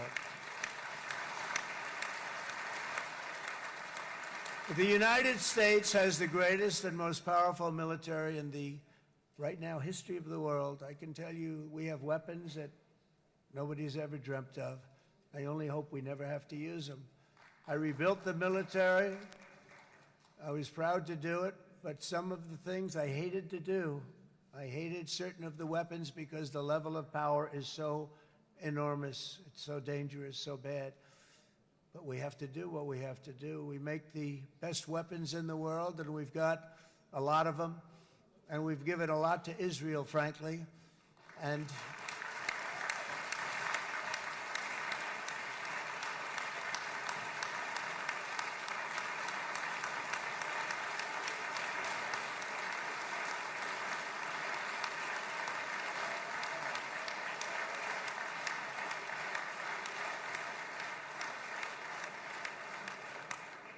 I mean, Bibi would call me so many times, can you get me this weapon, that weapon, that weapon? Some of them I never heard of, Bibi, and I made them. But we'd get them here, wouldn't we? And they are the best. They are the best. But you used them well. It also takes people that know how to use them. And you obviously used them very well. But so many that Israel became strong and powerful, which ultimately led to peace. That's what led to peace. So as we celebrate today, let us remember how this nightmare of depravity and death all began. 2 years ago, on the eve of the Simchat Torah holiday, thousands of innocent Israeli civilians were attacked by terrorists, and one of the most evil and heinous desecrations of innocent life the world has ever seen, the worst slaughter of Jews since the Holocaust. The cruelty of October 7th struck to the core of humanity itself. Nobody could believe what they were witnessing.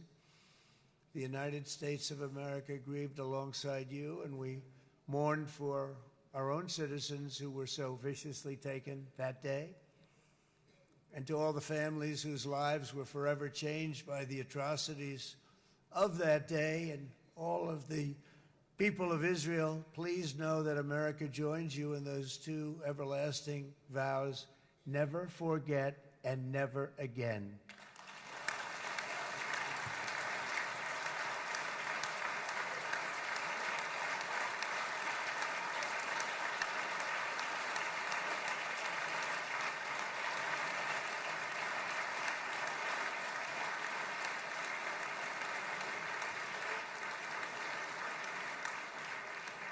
From October 7th until this week, Israel has been a nation at war, enduring burdens that only a proud and faithful people could withstand.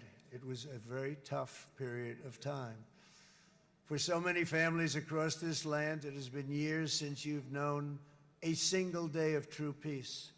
But now at last, not only for Israelis, but also for Palestinians and for many others, the long and painful nightmare is finally over.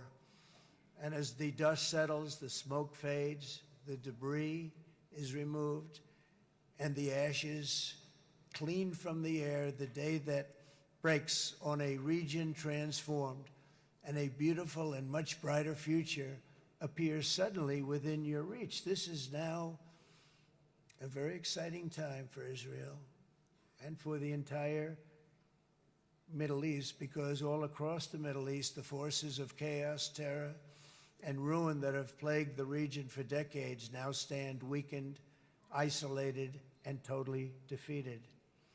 A new coalition of proud and responsible nations is emerging, and because of us, the enemies of all civilization are in retreat. Thanks to the bravery and incredible skill of the Israeli Defense Forces in Operation Rising Lion.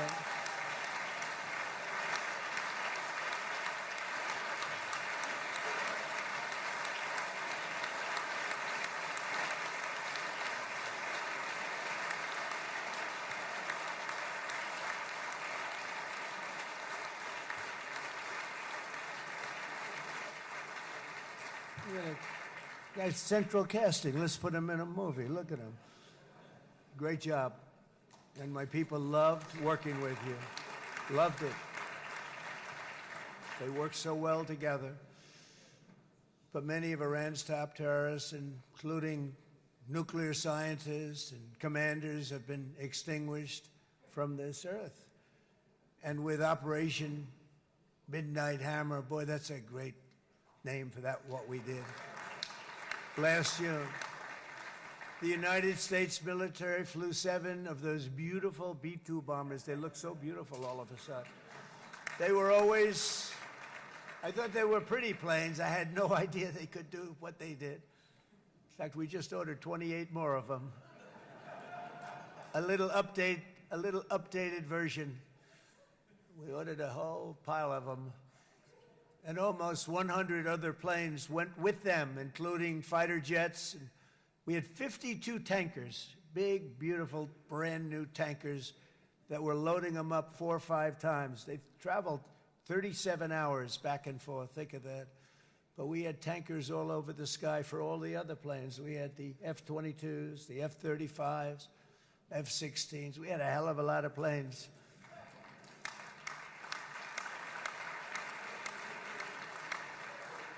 So we had 52 gas stations in the sky. That's what they call them.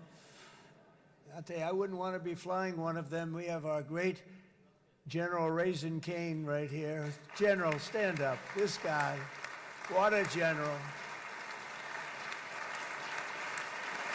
Thank you.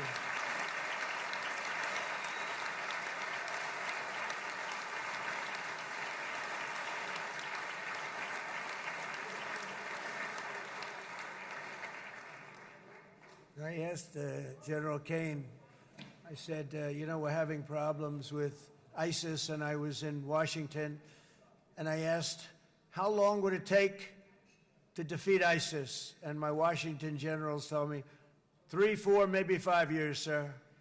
I said, I don't get it. We got the best equipment in the world. Why?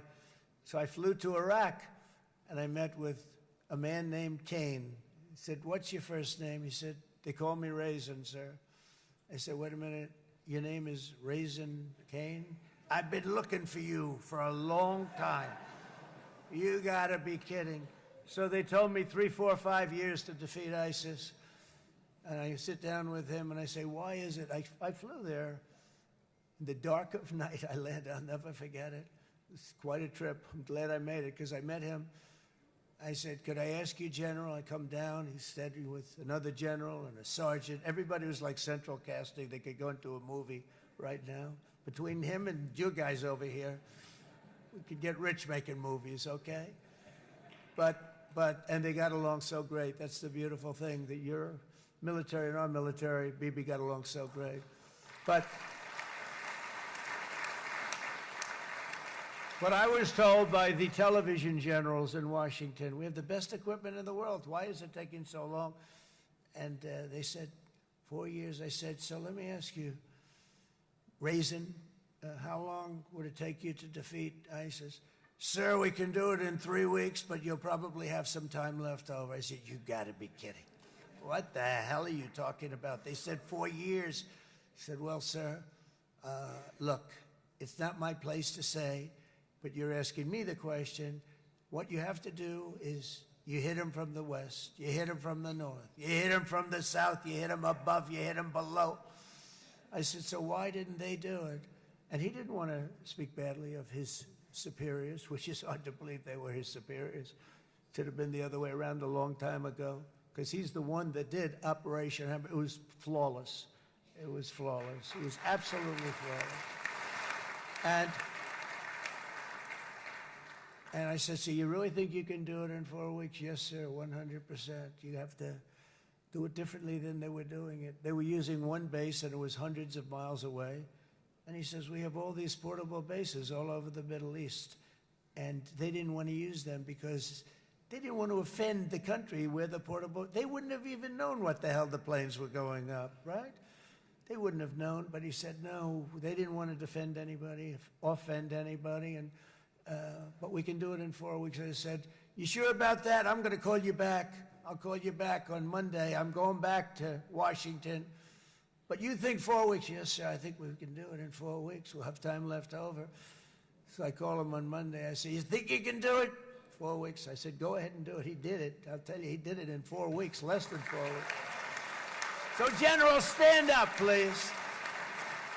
Again, this is a real general. This is not a television general. He doesn't want to go on television.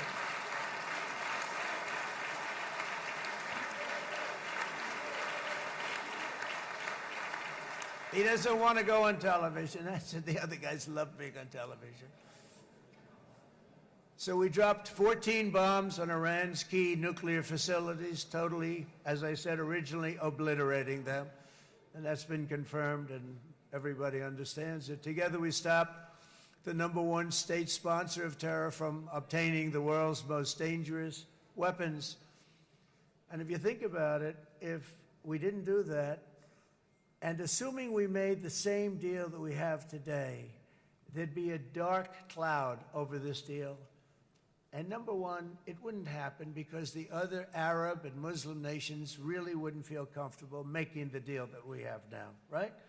If Iran had that nuclear weapon that they were about 2 months away from having. They would have had it in 2 months or maybe less than that. They were right at, this was our last shot. They looked at it for 22 years.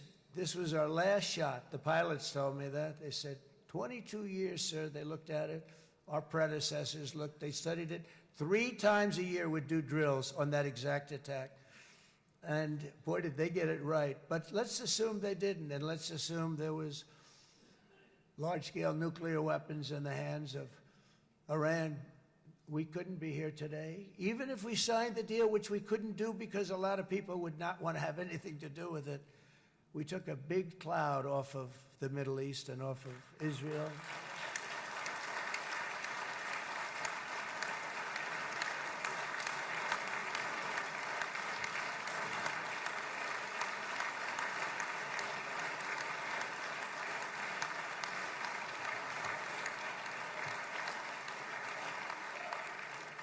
And it was my honor to help. But isn't it true, though, that can you imagine the same, let's assume, Bibi, the same documents, we had everything the same, but you had somebody out there that was, in the opinion of everybody, all-powerful in the Middle East. They took a big hit, didn't they? Didn't they take a big hit? Boy, oh boy. They got hit from one side, from the other. And you know, it would be great if we could make a peace deal with them. And I think that's maybe, would you be happy with that? Wouldn't it be nice, I think? Because I think they want to. I think they're tired. Somebody said, sir, they're starting their nuclear program again. I said, let me tell you something. They're not starting anything.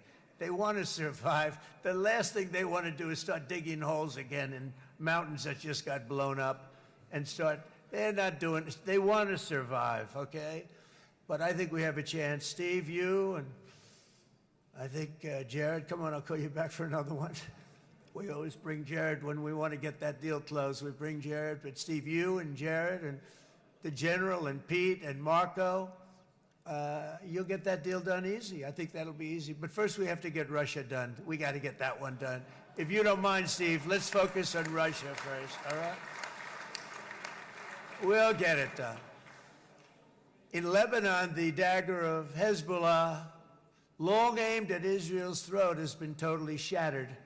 My administration is actively supporting the new president of Lebanon in his mission to permanently disarm Hezbollah's terror brigades. He's doing very well.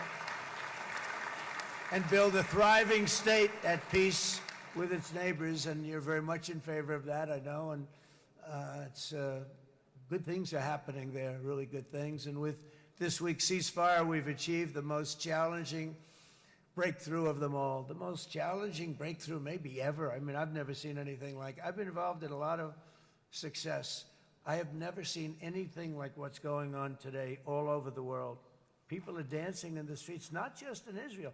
They're dancing in the streets of countries that would have never danced in the street about what's happening today. They're dancing in those streets. So this long and difficult war has now ended. You know, some people say 3,000 years, some people say 500 years, whatever it is. It's the granddaddy of them all. And in an unprecedented achievement, virtually the entire region has endorsed the plan that Gaza will be immediately demilitarized, that Hamas will be disarmed, and Israel's security will no longer be threatened in any way, shape, or form.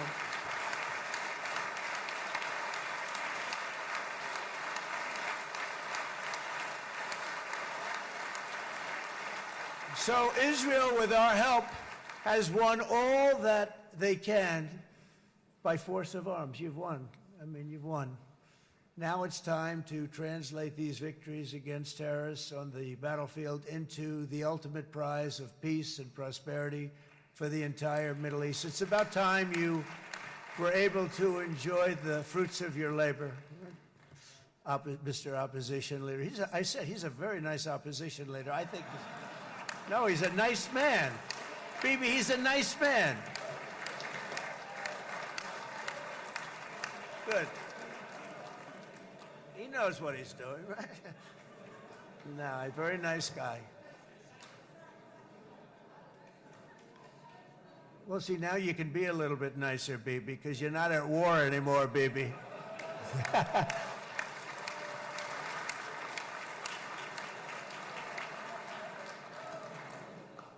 But only by embracing the opportunities of this moment can we achieve our goal of ensuring that the horrors of recent years will never happen again. You don't want to have to go through this again.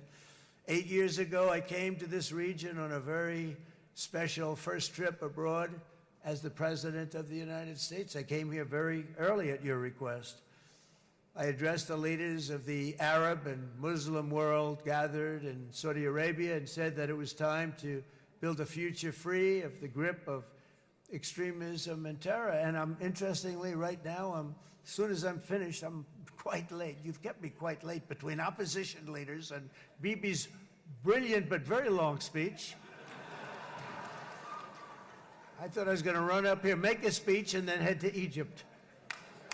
It didn't work out, though. And you made a pretty long one, too, Sarah.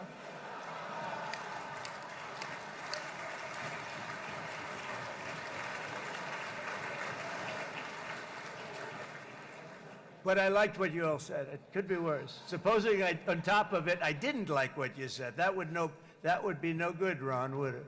Ron, you did a great job, by the way, Ron.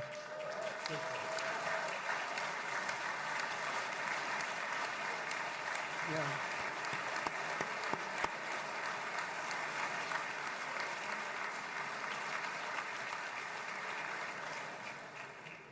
So I'm going to be meeting, actually, in a little while, I'm going to be meeting with the most powerful, the richest nations, really, in the world, although now, with the tariffs, the United States is by far the richest nation in the world, as you probably have been reading. But the richest nations, most powerful nations, you know, tremendous, headed by some tremendous people in many cases. Some cases I wouldn't say necessarily I would endorse, but I will tell you, some incredible people that really helped us make this all possible. So I'll be going there. I'll be quite late. They might not be there by the time I get there, but we're going to give it a shot. But the journey we started back then led to the crushing defeat of the ISIS caliphate, to the monumental Abraham Accords, and ultimately to the historic ceasefire this week, in which many of those same nations really played a very pivotal role, I have to tell you. Steve will tell you that. Jared will tell you that. Together, we've shown that peace is not just a hope that we can dream about. It's a reality we can build upon day by day, person by person, and nation by nation. And because of that, the Middle East is finally ready to embrace its extraordinary potential. You have extraordinary potential in this region. It should now be clear to everyone throughout the region that decades of fomenting terrorism and extremism, jihadism and anti-Semitism have not worked. They haven't worked. They've been a disaster. They've just killed. They've killed. They've backfired completely and totally. They've just totally backfired. Everything that you thought, take it worst case, it's turned out to be worse than that. They have not worked. From Gaza to Iran, those bitter hatreds have delivered nothing but misery, suffering, failure, and death. They've served not to weaken Israel, but to annihilate the very forces that did the most to foment this hatred. And it's really, I mean, everybody that's tried it has become irrelevant. Meanwhile, we've seen those nations that set aside their differences, reached across ancient divides, and pursued engagement are now among the most successful in the region. They're getting along with Israel, and they're doing great. And I can tell you the 4 nations that joined the Abraham Accords early on, and you'd all be doing me a favor, and I'm going to be saying this in a little while to some other friends, would love you all to, is this right, Jared? Join up in the Abraham Accords. We have to join up and get together. You can have that whole thing filled out. We had a very weak administration, worst president in the history of our country by far. And Barack Obama was not far behind, by the way.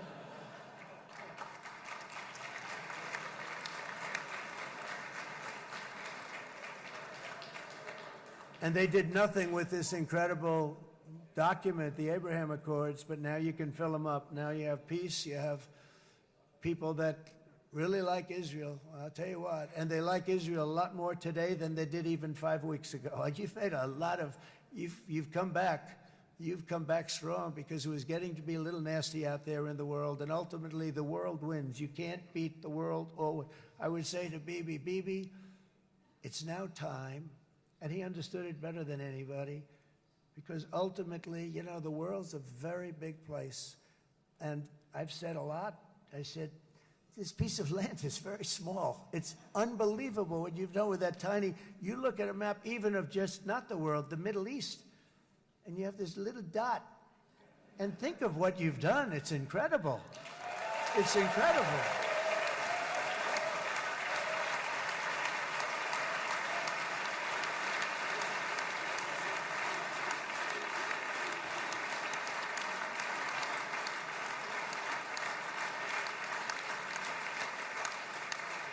But the world is loving Israel again. And I said to Bibi, you know, the world is big and it's strong. And Ron, ultimately, the world wins. And we don't have to worry about that now. But there was getting to be a period of time over the last few months, you know, the world wanted peace and Israel wanted peace. Everybody did. Everybody did. And what a victory it's been, right? What a victory it's been. If you would have gone on for 3, 4 more years, keep fighting, it was getting bad. It was getting heated. The timing of this is brilliant. And I said, Bibi, you're going to be remembered for this far more than if you kept this thing going, kill. It would be it would not be the same. And I just want to congratulate you for having the courage to say, that's it, we've won. And now let's enjoy our lives and let's rebuild Israel and make it stronger and bigger and better than it's ever been before. We're going to do that. Took a lot of guts.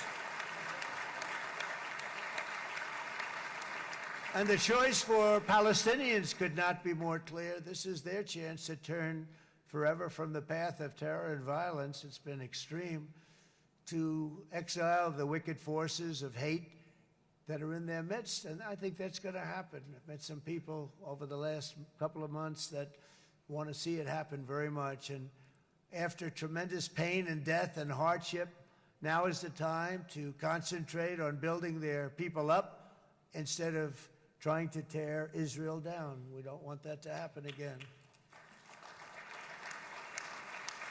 And the total focus of Gazans must be on restoring the fundamentals of stability, safety, dignity, and economic development so they can finally have the better life that their children really do deserve after all these decades of horror. I intend to be a partner in this effort in the sense that we're going to help and we're going to do something that became unbelievably popular. Everybody wants to be on it. It's called the Board of Peace, okay? How about that? Is that a beautiful name? Like a board of peace.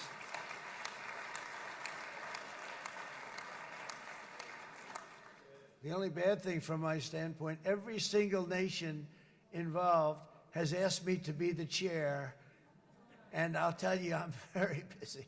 I didn't count on that, but you know what? If we do it, we'll do it right, and we have unbelievable power and wealth, because you're going to need wealth. You're going to need wealth to rebuild things, and they have wealth like few people have wealth. I want to thank the Arab and Muslim nations for their commitment that they've made to support a safe rebuilding of Gaza and beyond. I have many Arab countries, very wealthy countries, that came up and said, we'll put up tremendous amounts of money to get rebuild Gaza, and I think that's going to happen. The power, they want dignity, they want to come forward, and they want to say, and I want to say who they are, because what they're doing is going to be, I think, something that you're going to be very impressed with, Bibi, and you need that. You need the kind of economic power that they have, and they want to see it work, and they want to see it be safe, and they want to see it be good for Israel, too. And as much money as it will be, and it's a lot, as you can see, it's a lot. For these countries, it's relatively little relative to their worth. It's really a lot of money like most people could never even conceive, but for these countries, it's not that much, especially because it ensures success and stability in the Middle East, which is what they want to see. So many of them will be with us in Egypt in a little while, I think. I'm not sure. They may be gone. They may have taken their Boeing 747s and left. I said, what kind of a plane do you fly? 747. I said, that's a large plane. No, they may have. Steve, do you think they've left on their their brand new Boeing 747s? Or I don't know. We're going to find out soon. It's going to be a big story. There'll be 2 people left. And they'll be the 2 poorest ones.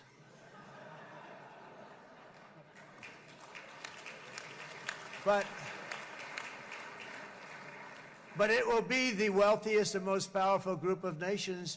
So the group that we have assembled, that's waiting for us, is the wealthiest and most powerful group ever assembled at one time. There has never been a group like this.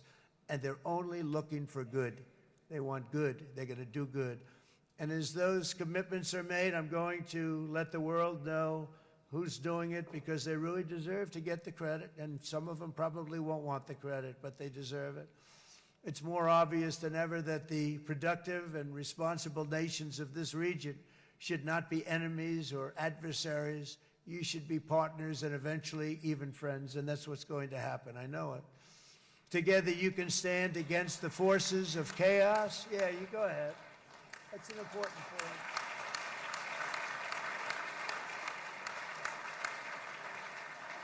Because you can stand against the forces of chaos that threaten all of your interests, and it's always a big threat, and unleash incredible prosperity and opportunity for all the people of these lands, and that's what's going to happen. You're going to unleash numbers and success, the likes of which Israel has never been able to think of, because you're so firm, and you should be, and you've done the right thing in defending yourself.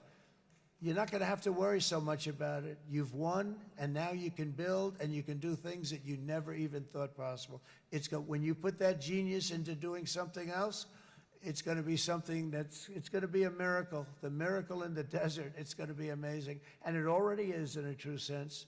But it'll be wonderful when you can spend time thinking about other than war and defense and offense also. To that end, it's my firm hope and dream, frankly, that together the Abraham Accords will turn out to be everything that we thought they would.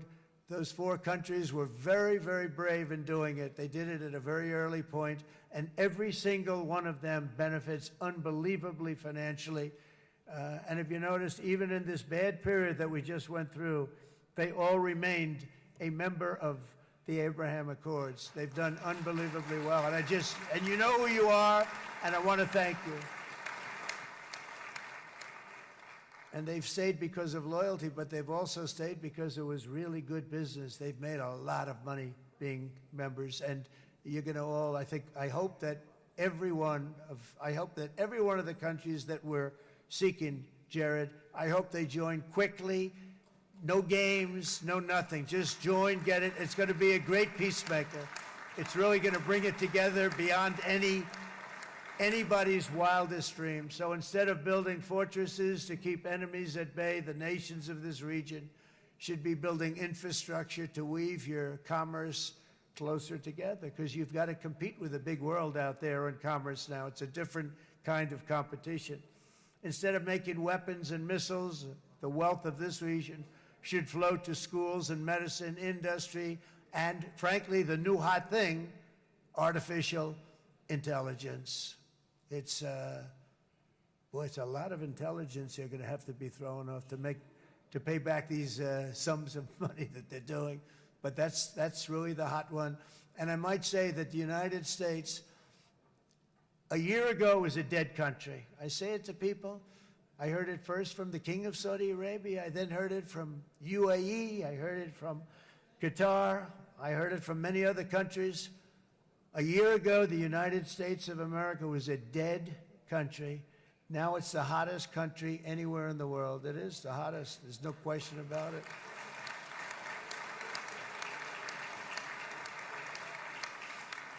In fact, if you go back a year ago, before the election, although once we had November 5th, we became hot because people got it. I would say November 5th was a time that we became really hot. But once you go back a couple of years, if I were in charge and the country was doing what they were, nobody was going to ask me to speak. Nobody asked Joe Biden to come up and speak, I guarantee you that. And if they did, he would have turned them down, I promise you. He didn't speak. He didn't speak, and he didn't speak well. But all of the countries in the Middle East, it could have, what we're doing now, it could have happened a long time ago, but it was strangled and set back almost irretrievably by the administrations of Barack Obama and then Joe Biden. There was a hatred toward Israel. There was an absolute hatred. The setbacks really started when President Obama signed the Iran nuclear deal. This was a disaster for Israel, and it was a disaster for everyone. And I remember that Bibi Netanyahu came to the United States and worked so hard to try and get Obama not to do that deal.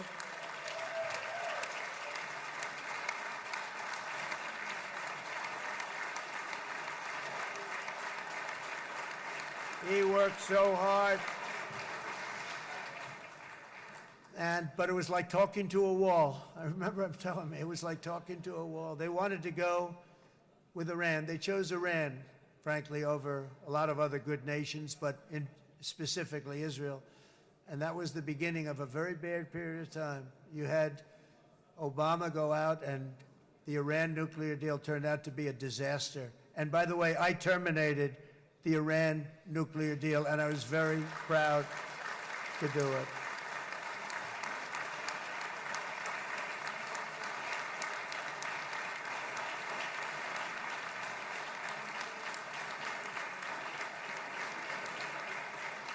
Yet even to Iran, whose regime has inflicted so much death on the Middle East, the hand of friendship and cooperation is open. I'm telling you, they want to make a deal.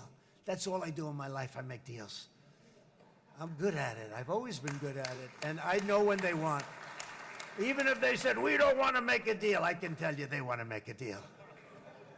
All right, they do. They want to make a deal, and we're going to see if we can do something, because this is crazy what's happening, and we're not going to have this anymore.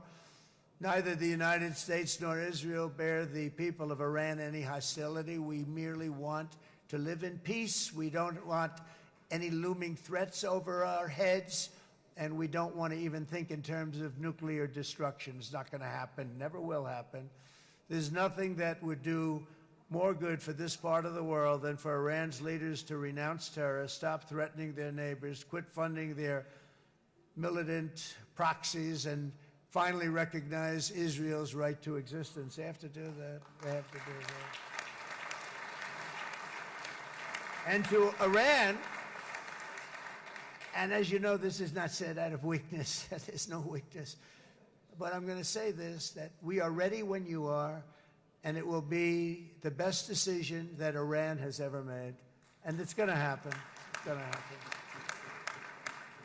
And they're good people. I know a lot of Iranians in the United States. They're good people, smart, hardworking people. They don't want to see what's happened to their country.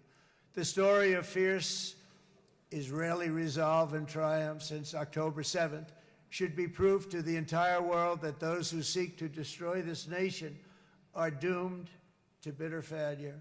The state of Israel is strong, and it will live and thrive forever.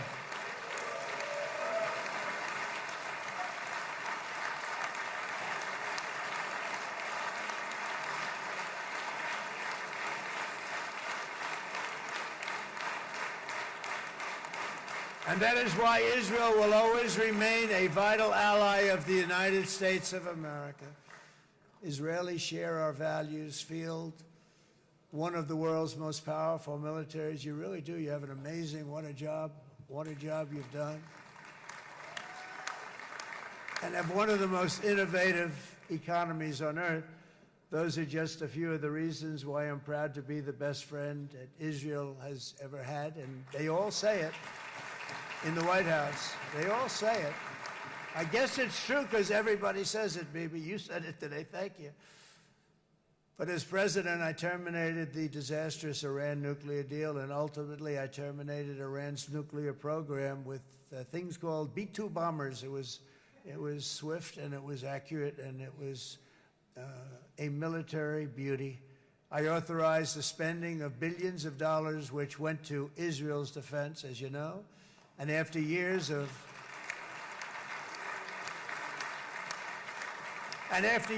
broken promises from many other American presidents, you know that, they kept promising. I never understood it until I got there. There was a lot of pressure put on these presidents. It was put on me too, but I didn't yield to the pressure. But every president for decades said, we're going to do it. The difference is I kept my promise and officially recognized the capital of Israel and moved the American embassy to Jerusalem.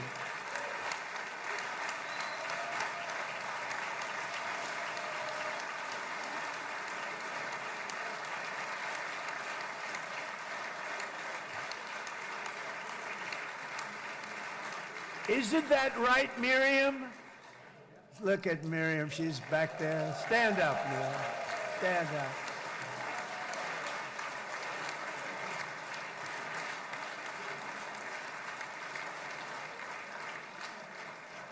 Miriam and Sheldon would come into the office. They'd call me.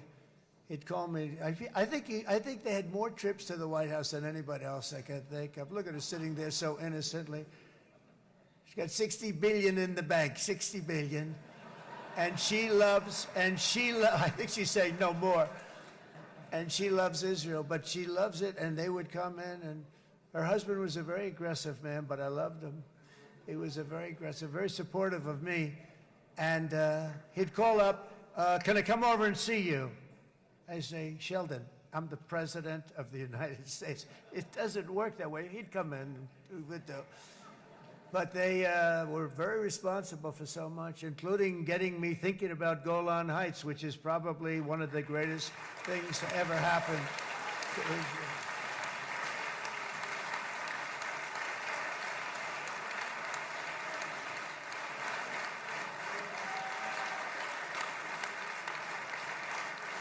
Miriam, stand up, please. She really is. I mean, she loves this country.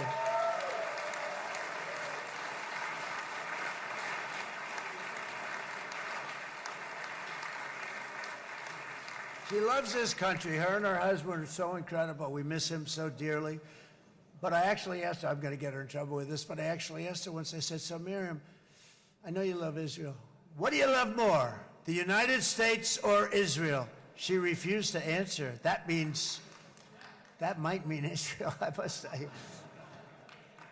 We love you. Thank you, darling, for being here. That's a great honor. Great honor. She's a wonderful woman.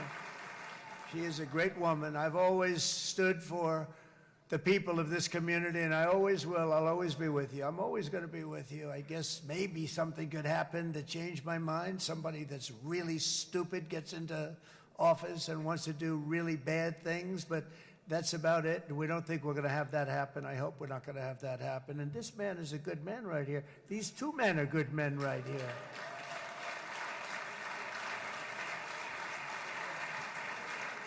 Hey, I have an idea. Mr. President, why don't you give him a pardon?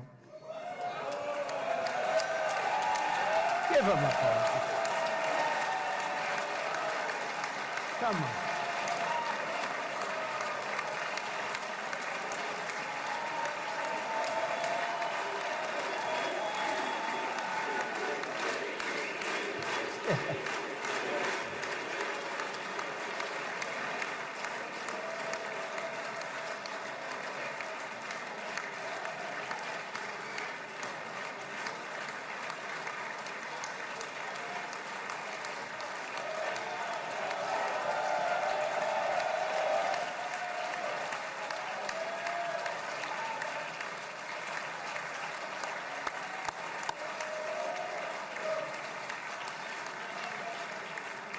By the way, that was not in the speech, as you probably know. But I happen to like this gentleman right over here, and it just seems to make so much sense. You know, whether we like it or not, this has been one of the greatest wartime presidents. This has been one of the greatest wartime presidents. And cigars and champagne, who the hell cares about that?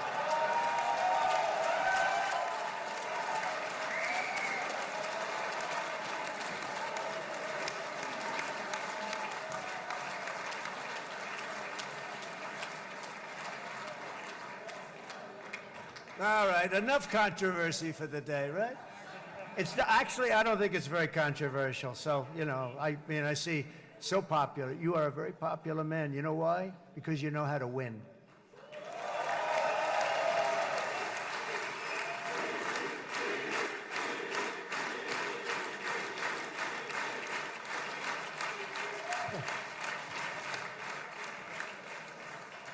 Over the past 2 years, I've met many of the families of the Israelis taken hostage and those that were taken hostage. Unbelievable. I've looked into their eyes. I've seen the worst nightmares of their suffering, but I've also seen something else, the beautiful love of the people, the love of people, frankly, that hold things together, the love that gives you the courage to carry on through thousands of years of persecution and repression, and to emerge with the heart of David. It's the heart of David. It's that love that's defeated the enemies of civilization, built this incredible country and this unbelievable economy, and forged one of the great democracies of the world. That is why it's a true honor to stand here today and address this assembly in your ancient and eternal now capital, Jerusalem. I'm proud to have helped in that regard. This city and this nation stand as living proof that a much brighter future for this entire region is truly within our grasp. For thousands of years, Jerusalem has been a home to Christians, Jews, Muslims, and people of all ethnicities and creeds. This is the holy center of the world's three great Abrahamic faiths. I like that too. Adorned, it's the first time I've seen that word in a while. Adorned with their sacred sites and alive with their pilgrims and visitors from every corner of the globe. But here between the Western Wall, the Temple Mount, and the hill called Calvary, people of every faith and background live, work, pray, serve, and raise their families side by side, and they do it with love. This example is just one of the modern miracles that Israel has given to the world. And just in closing, the leaders in this chamber know better than anyone else the challenges of this harmony, and it's been easily won. No, it hasn't. It has not been.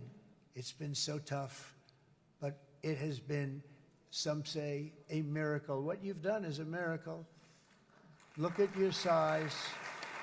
Look at your chances when it all started. And you know, if you think about it, you are safer today, stronger today, and more respected today than at any time in the history of Israel. Think of it. People used to say it wouldn't exist. They don't say that anymore, do they? Yet if safety, security, and coexistence can thrive here in the winding alleys and ancient paths of Jerusalem, then surely peace and respect can flourish among the nations of the broader Middle East. The God who once dwelled among his people in this city still calls us, in the words of Scripture, the turn from evil and do good, to seek peace and pursue it. So he still whispers truth into the hills and knolls and valleys of his magnificent creation, and he still writes hope into the hearts of his children all over the world.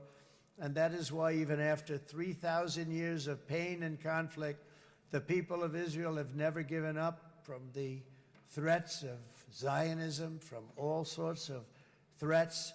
You want the promise of Zion. You want the promise of success and hope and love and God. And the people of America have never lost faith in the promise of a great and blessed future for all of us. From the very first day that modern Israel was founded, we have stood together through thick and thin of setbacks, and through victory and defeat, through glory and heartache. We have built industries together. We have made discoveries together. We have confronted evil together, and we have waged war together. And perhaps, most beautifully of all, we have made peace together.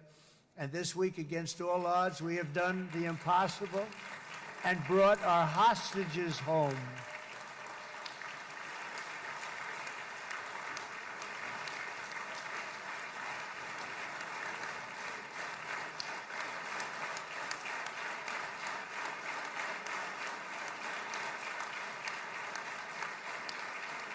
So now we're going to forge a future that is worthy of our heritage. We're going to build a legacy that all the people of this region can be proud of. New bonds of friendship, cooperation, and commerce will join Tel Aviv to Dubai, Haifa to Beirut, Jerusalem to Damascus, and from Israel to Egypt, from Saudi Arabia to Qatar, from India to Pakistan, from Indonesia to Iraq, from Syria to Bahrain, Turkey to Jordan, the United Arab Emirates to Oman, and Armenia to Azerbaijan, another war that I just settled. We are going to have hope, harmony, opportunity, and happiness here in the spiritual and geographic center of the entire world. That's what you are. Israel, America, and all of the nations of the Middle East will soon be safer, stronger, greater, and more prosperous than ever before.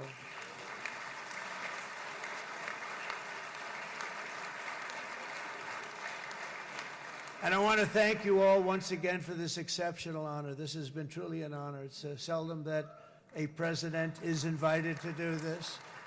And I love Israel. I'm with you all the way. You will be bigger, better, stronger, and more loving than ever before. Thank you very much. God bless you. God bless the United States of America. And God bless the Middle East. Thank you, everybody. Good luck. Thank you very much. Thank you.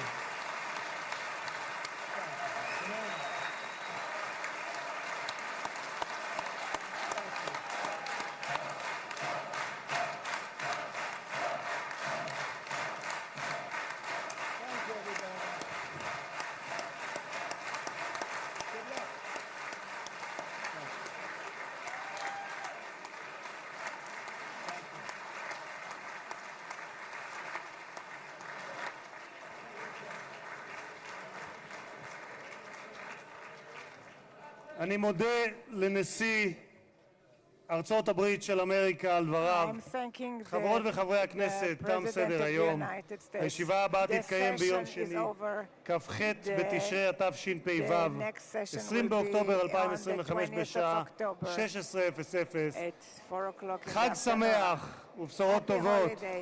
ישיבה זו נעולה. כבוד הנשיאים וכבוד יושב ראש הכנסת.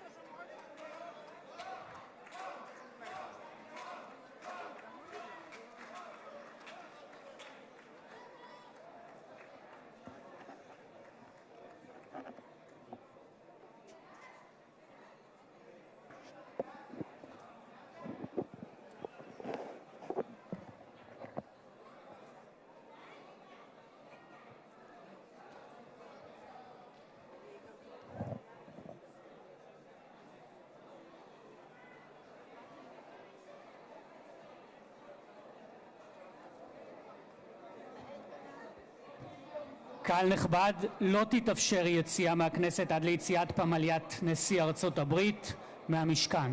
תודה. רבע שעה.